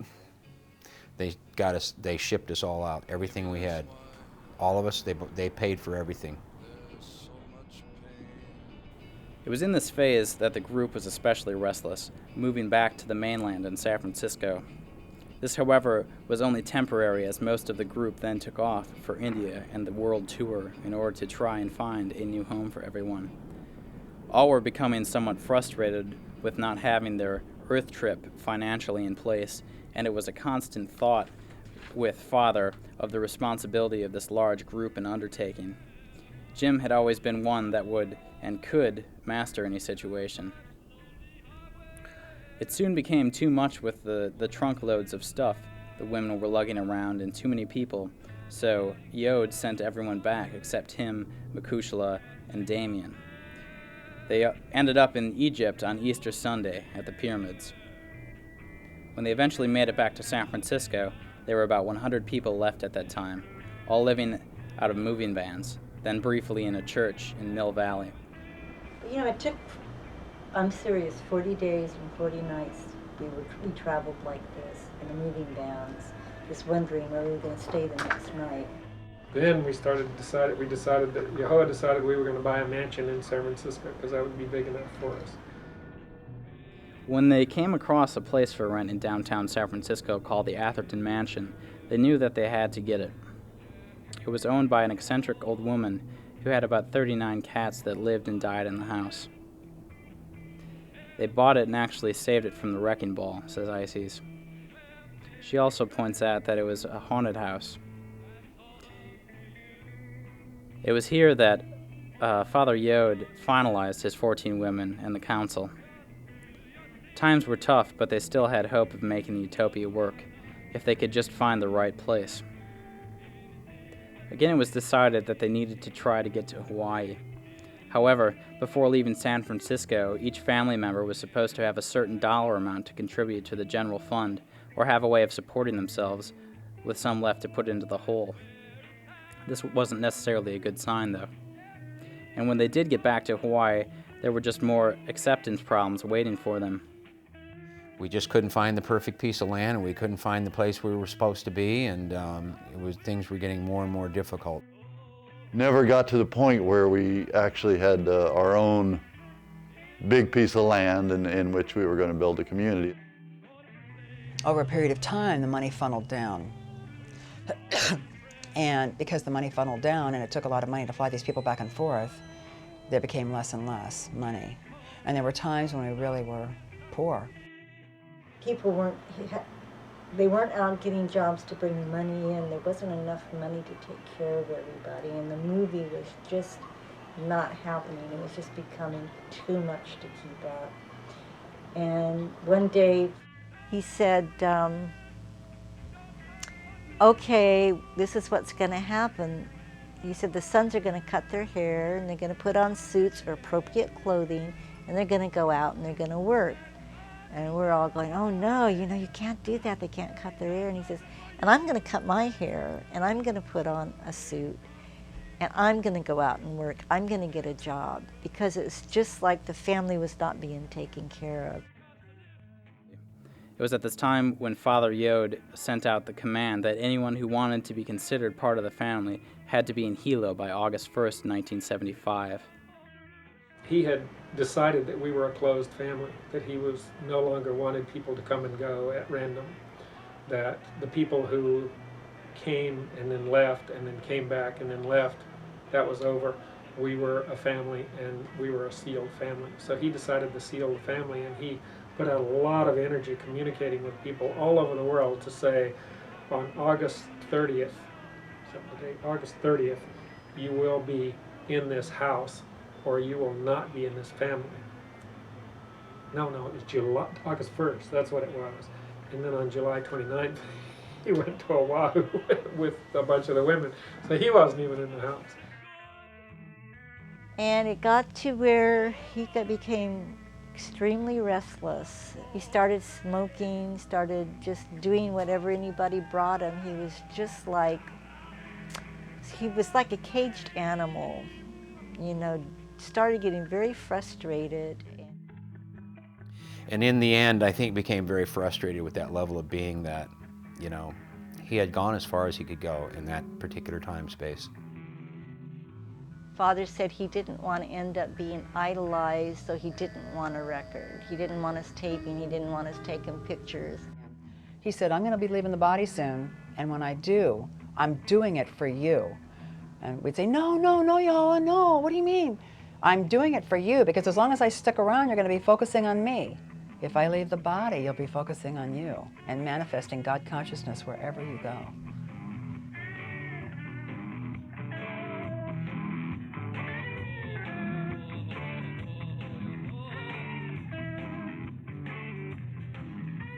Somehow, all the events of the preceding days, in retrospect, made it clear that Yehoah was going to challenge life, fate, and destiny.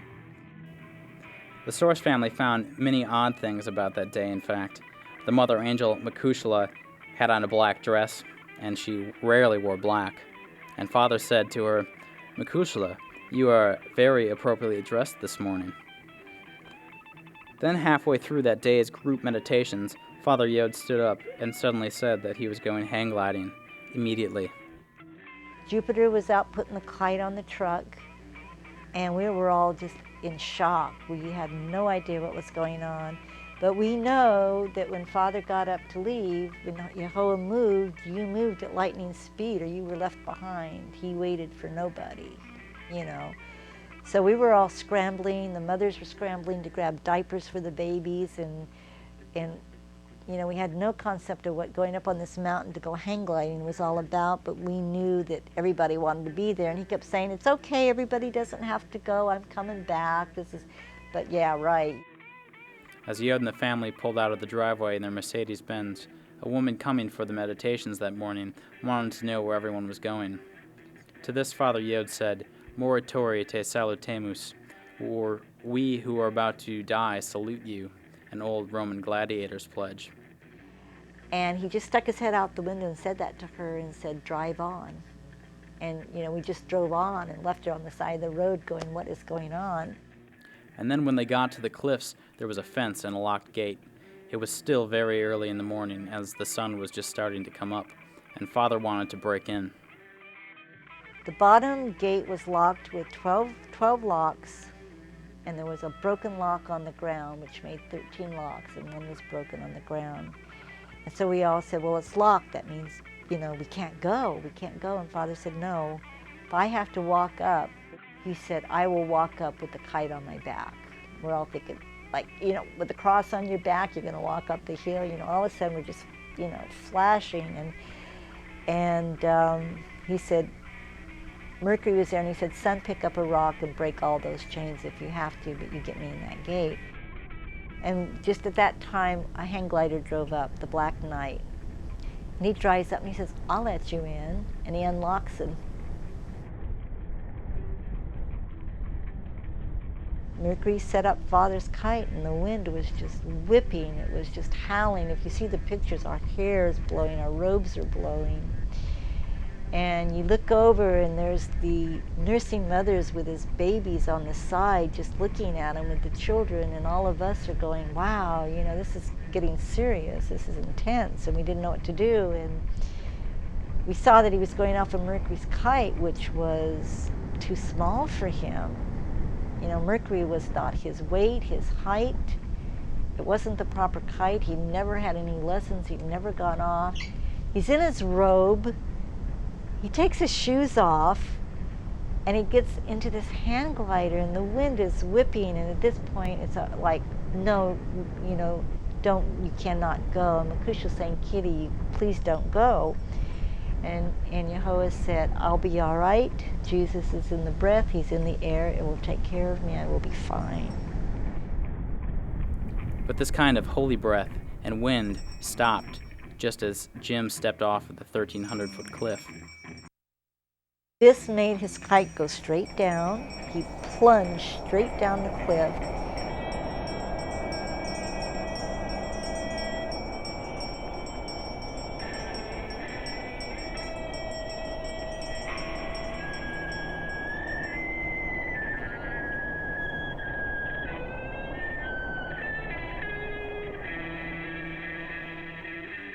When the Source family made it down to the shoreline, the authorities and a large group of people were already there. The white-robed man crumpled on the beach. And he was unconscious, because as we drove up to him, he was smiling, but he was not conscious. And he came out of us. The women got out of the car and gathered around him. He looked up and he said, don't block the sun. Let the sun through, don't block. And he said, where's that angel that led me down? Where is that angel? And we just kept saying, oh, Yehoah, you know, we got to pick you up, and we've got to leave, because, you know, they're going to take you. And are you okay? And he says, my back might be broken. But he said, I can get up. He said, just put me in the car and get me out of here. And after convincing everyone that he was all right, the family brought Yehoah back to Mercury's house, and the naturopathic doctor was called. Stanley Burroughs, the naturopath, came over that I saw after I had gotten there, and shined his lights on Father's feet. He shined a green light on Father's feet, and did some kind of evaluation or something, and I talked to him after when he was about to leave, and his words to me were, this man does not have to die. Okay. Well, we didn't know. Nobody guessed, especially his women would never dream that he could die from. I mean, you know, he was fine. He was fine. It's important to also mention that at least 2, if not 3, healthcare professionals were called and actually came to the house during this period, including 2 visits by an ambulance. So it wasn't like anybody was ignoring the situation, and they all said, "Oh, you'll be fine. There's nothing wrong. There's, you know, you're in pain. You got hurt, but you'll be fine." There was one point where Father said to Makusha, "Do you think I should go to the hospital?" And Makusha said, "You can do what you want, Kitty." She called him Kitty, but you can do what you want, Kitty. She said, "But it would be going against your teaching." So it was like, wow, yeah, you know, it would be. When I got there, I was really pissed at Mercury. I think at that time, back at that time, like a dozen guys had died on that ridge. And I went inside the house, and Father's laid out on the floor, and one of the women said, "Oh, Yehovah Jupiter's here." He just kind of nodded. Didn't open his eyes, didn't say anything. And everybody was very quiet. He went through a birth process where it was like a birth. He would have spaces where he would be fine, and then the pain would start again. And he would tell us, he says, like, "I can feel it going up my chakras, what you have that go up your body." And actually, when a person dies, their kundalini is released, the fire, and it does go all the way up. But usually it's after you die. Well, his did it before he died, and you could feel it. He said it was like a hymen that broke through each hymen of the chakra as it went up. And it took him 9 hours.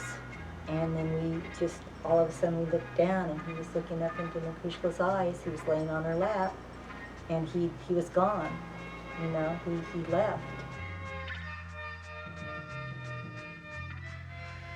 And we just watched him as he just laid there and just kind of left the body. I'd say faded out, but you know, just doesn't. I remember he was drooling at the end. I think I saw him drooling. And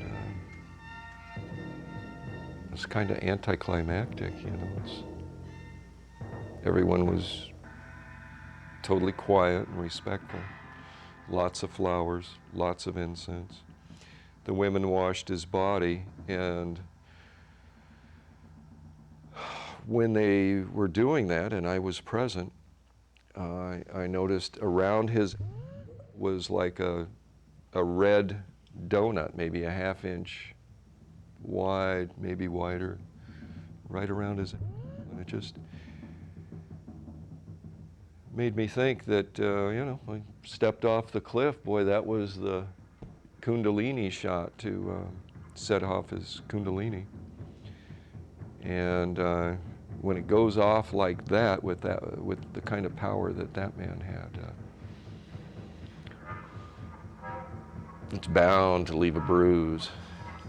And then seeing the death certificate that said cause of death unknown, and hearing Stanley Burroughs and all that, I just got to think it was time to go. And that was the steps involved.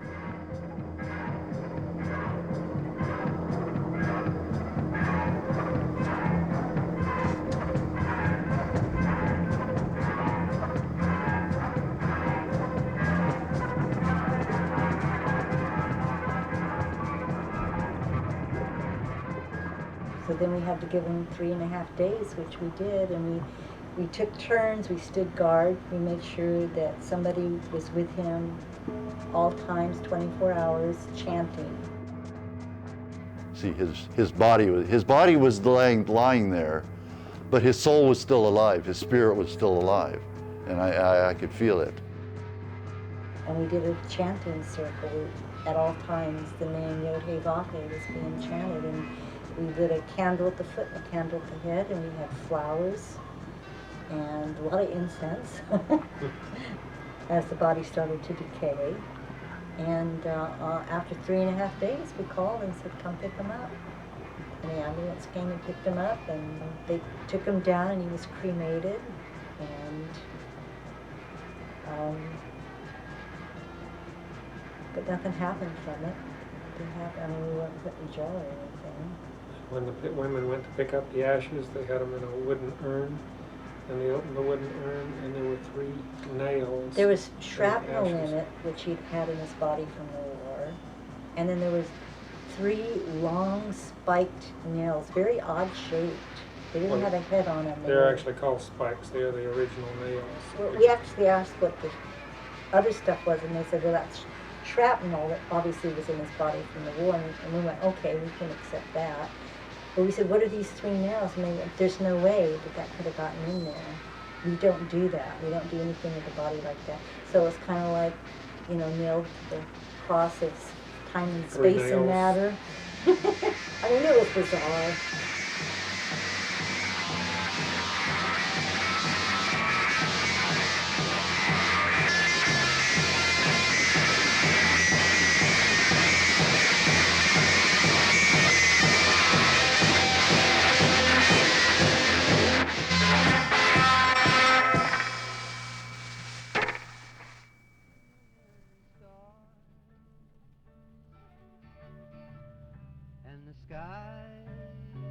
Have magic tonight.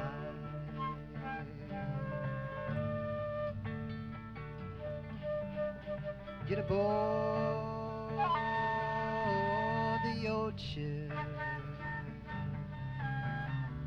'cause we are traveling home,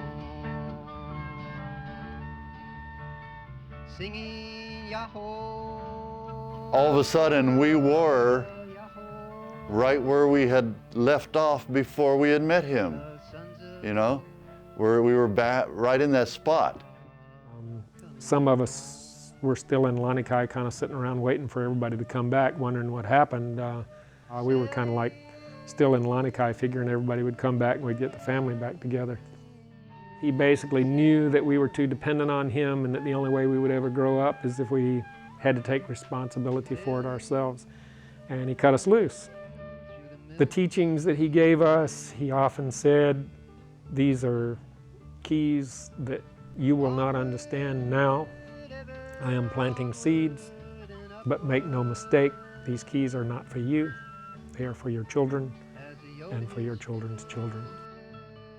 I think that when Father Yod died, he was holding a lot of energy together for a lot of people as far as conscious living.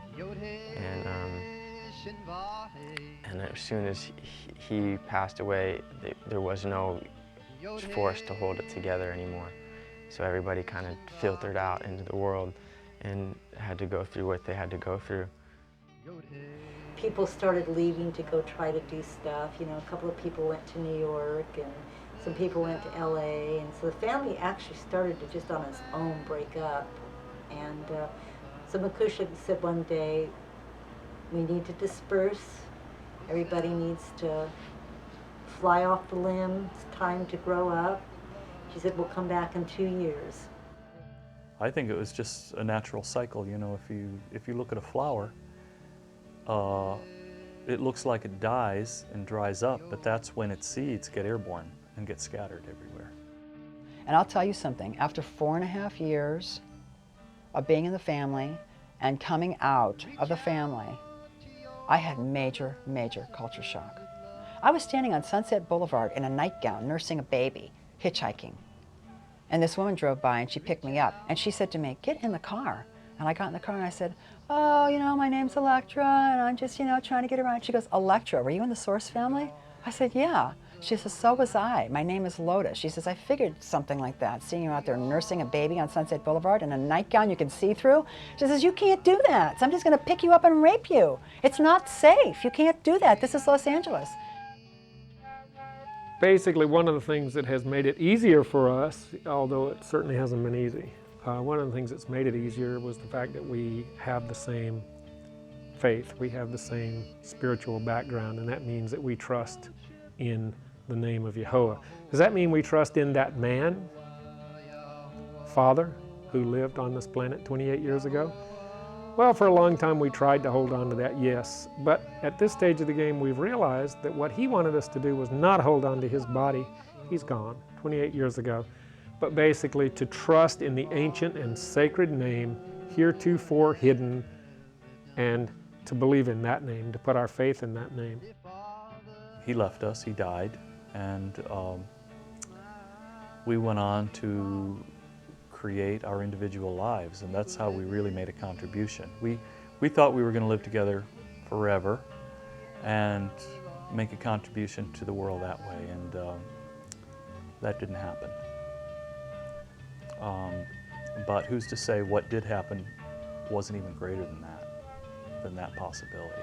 I think it was. I really do. I think that it was very purposeful that he did die and get out of the picture. I think it was unfortunate. There might have been other possibilities, but in terms of our growth as individuals and taking responsibility, I think that was really served by the family breaking up. You know, in those times it was like trying to get a lot of people to pretty much think the same way about something. And that was good, that got us together. And now it feels like the people that I respect are turning people back onto themselves more and going out, and all of us coming from our own enlightened self-interest. And have that be the example. And I think we'll all get to know each other a lot faster when we get that. One time when I was in the family, I had a vision, and it was like I was in the desert, and far away I could, I'd been there a long time and nothing. Then I saw something move way far away. I couldn't see what it was. And I started towards it, and as I got closer and I could see it better, I could see that it would go flop every once in a while. As then I got closer, it was this huge big book. And every once in a while a little breeze would come and a page would turn. And every time a page would turn, one of us got up out of the book and walked out of it. And I feel like that's more where we're at now, is now we're out of the book and it's the living word, and we don't have to keep talking about it in those terms. Just go do it. Be regular people and say regular words. There were so many people in the family that went on to do such great things, positive things, and are still doing great and positive things that, you know, I hardly can consider it a cult, although I'm really trying to come to terms with that word, because I'm learning now that cult isn't necessarily a negative connotation. It's just that most people put it that way. So if we were a cult, okay, we were a cult, but we were a good cult. You know, like Glenda was a good witch. Many of the people in the family are sort of embarrassed that they were in the Source family, afraid to admit it in public. I've had to learn to be very, very discreet. I do not proselytize. He never asked us to. He asked us not to proselytize. I also do not deny him. If anybody asks me if I were a member of the Source family, I will talk to them about it. And when they ask me to elaborate, there's one thing that I usually say, and I will tell them that I am 58 years old. I've walked millions of miles on this planet. I've had a very full life and a lot of experiences. And I've raised 3 amazing sons and had an amazing family for 25 years. And I was with Yehovah for 1 year, less than 1 year, and he was away from me during at least 6 months of that time. I was in his presence for less than 6 months. But at 58 years old and with this incredible life, probably still 50% of my memories come out of 6 months of my life. And that's what I tell people, and that's what I know, that's what I believe. And if that's not enough to give them some frame of reference of what kind of power we experienced, then that's all I've got for them. It's not worth proselytizing. It's not worth trying to convince anyone of anything. It doesn't matter to me if somebody else accepts this or not. It's not their experience, it's mine. But to not experience the family, to not experience Yehovah, I wouldn't give that up for the world. In my life, I absolutely have no regrets. Yehovah was a turning point in my life. Ultimately, what was more powerful was Jim Bakker's, Yehovah's fathers, whatever, his children to grow up and become individuals and make their contribution in their own world. And if you're a child, you don't stay home with your parents forever. You got to get a life. And we've all kind of separated and gone into the world and done our thing, but we all kind of find each other and have this deep connection. The Source family has, to me, become worldwide now. It's no longer just this little group. It's here now. It's in all of us. It's in our hearts. It's not in some book somewhere. It's in our lifestyle is like Jesus is just us, Jesus us. And then Father always told us in the 1970s, he always said, September 17th, 8 p.m., 2001, he said, you must gather as a family.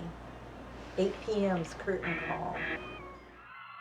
People who hadn't been in contact for years showed up on that date because we had it hammered in our heads. 8 p.m., September 17th, 2001. Don't be late. It was like this big showtime. We raised our glasses to do 8 p.m. curtain call toast to start the new play. Now I had looked up, he'd always said, go to Webster's second edition. That is the true dictionary, because that dictionary has spiritual meanings to every He word. called it the Aquarian Bible. I looked up curtain call, and it said to give applause or acknowledgement to the end of a play. And I went, oh, this is perfect. This is exactly what this is. It's coming back together and acknowledging each other, putting an end to this play or this act, and starting a new one in the way that we want to with those that want to. It was like the new play to go into the new age with. We raised our glasses to do the 8 p.m. toast, and all of a sudden this picture falls, nobody was even near it. This picture falls off the stand and shatters. And we're sitting there with our glasses raised, and it's like, we didn't know whether to freak out or what to do. And somebody said, I think it was Electra, said, wow, Father has shattered and gone into each of us. We are all now Yehovah. We are all the same. We are all equal. And it was like, yay, yes, the new play. And it was just like, it was so incredible. And it was like, from there we took it that, okay, this was the new start. There's no more council running anything. There's not the women.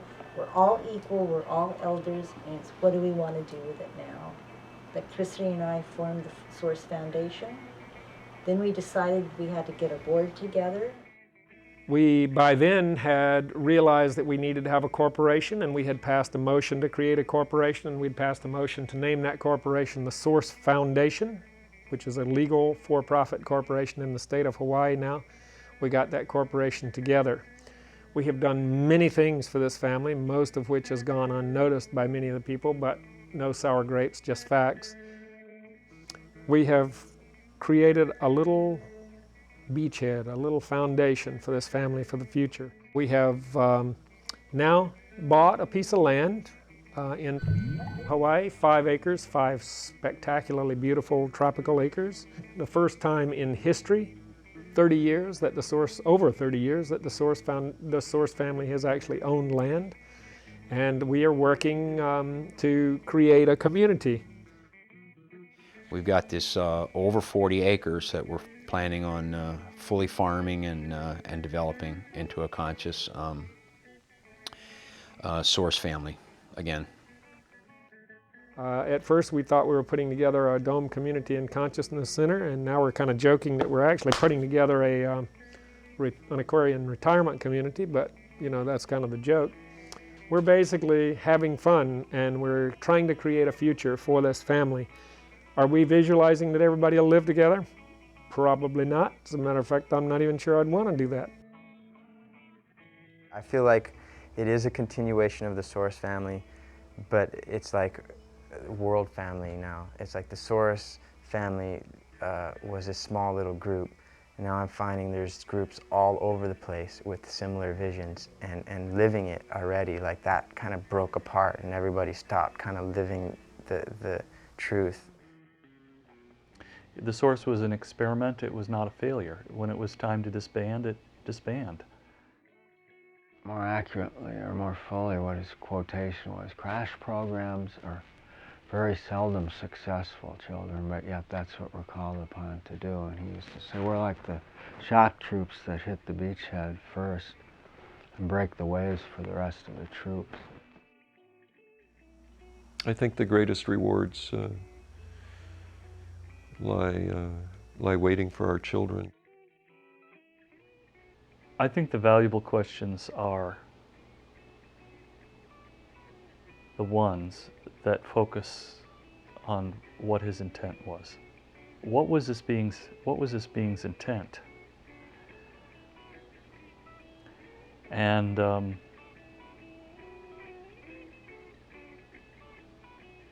then what was the effect of that intent on himself, on his environment, and on the people that were attracted to him, and on this time right now, and the effect, how those people were transformed and how they're transforming their own world. There were children that never would have been born, you know, had not they gotten together under the direction of this great parent. They would have been abandoned, they would have been aborted. They would have been raised in stifling religions. Nobody has even come that close to walking their talk like Yehoah did. 24/7, 365. We got up every morning to meditate, like at 3 o'clock in the morning. We'd start getting up and we'd gather at 4. There weren't holidays and birthdays. There was no exception. Our life was consistent. We had class every morning. We got up and communed with the forces of universal life energy. We used the keys. We were living on a whole different paradigm. It was very funny that people assumed, the gossip was, that we were all under the mind control of this Svengali. When in fact, if you look at America in the 50s and in the 60s, it's total mind control, you know? And it is today, too, with consumerism and religion and politics.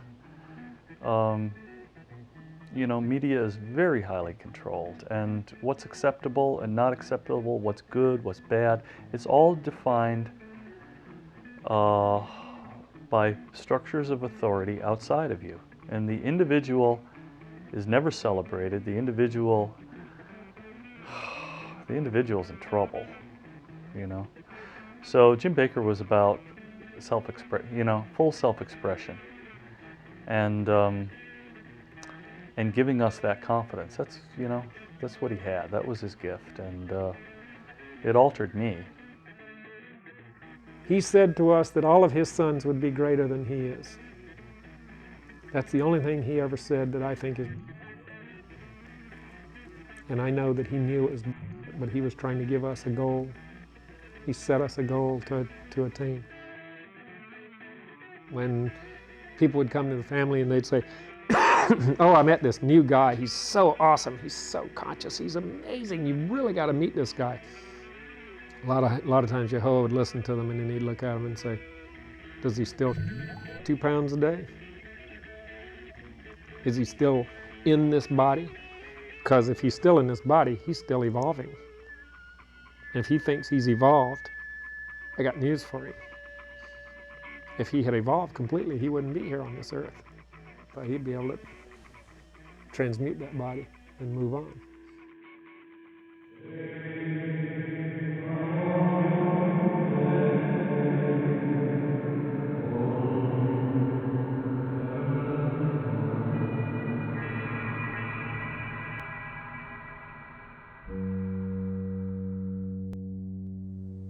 Within the story of Jim Bakker and his spiritual troupe of 144 unconventionals, I found something more substantial than the common notion of a cult. I found, well, instead of generic implications of suicide or brainwashing, I found something more attuned to, say, Henry David Thoreau's Grand Experiment at Walden. I found a recurrent utopian vision of America, and a story of one new religious movement's attempts to truly put the foundations under what they believe to be the cultural and religious designs of a country's founding fathers. And in attempting to lead the world from the Piscean Age into the Aquarian Age, they were in effect fashioning a different sort of patriotism than the contemporary standard, one that encompassed everything from a type of psychedelic rock and roll spontaneity to a vegetarian and mostly raw foods diet. And these are all patterns that are showing up, again, in contemporary society. I think spontaneous and psychedelic sorts of music, of rock and roll, are starting to catch on. In terms of their religion, it's starting to catch on. I have only one example for you right now. If we look at my latest issue of Cosmo, we can see Madonna and Friends talking about Kabbalah. And if we look at 1970s coverage of health food and compare that to today's coverage, I think it's also surprising. While it may have been a fad at that time, it makes sense to people now. And I'm not trying to imply that the Source family, that Jim Bakker or Yehoah was responsible for all of this. I'm only trying to hint at the fact that there is a pattern, that there is a link of some sort between them, that they were actually onto something in the 70s. That the Source family does have some meaning in today's society, and it's worth looking at. Now, all of this rock and roll, this diet, and everything that the Source family was about, I think, in my opinion, this is what we might describe as their redefined vision of the spirit of 76. The spirit of 76. And the idea here is that there is a religious design behind the United States that somewhere along the way was lost, and it was their responsibility to reestablish that. It was Jim Bakker's responsibility to become Yehoah, to re-embody the spirit of 76, to lead and create change through example and action. It was the Source family's responsibility to come together, to at least attempt this different way of life from the norm, from the American norm at that time.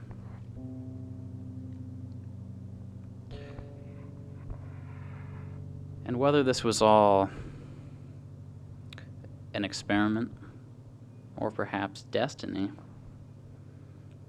in reflection, this all seems unimportant. It's up to us to be willing to look back upon these far-out attempts and ideals, to see just what's possible with religious freedom, with the chance to pursue the borderlands of culture. And while what they were doing may have been based on ancient teachings, I think when you put it all into the context of Los Angeles in the 1970s, this was something completely new and different. I mean, we're talking about people who saw themselves as Atlanteans, and here I mean the lost civilization under the sea, not Atlanta, Georgia, Atlanteans who were serving food and hanging out on the Sunset Strip and having an effect on culture. And I think this speaks for itself in their story and their music. And so I encourage you to go out and find a copy of Penetration, an Aquarian Symphony, and see just what they were and perhaps what we all are up to as humans. And with that, I say good evening.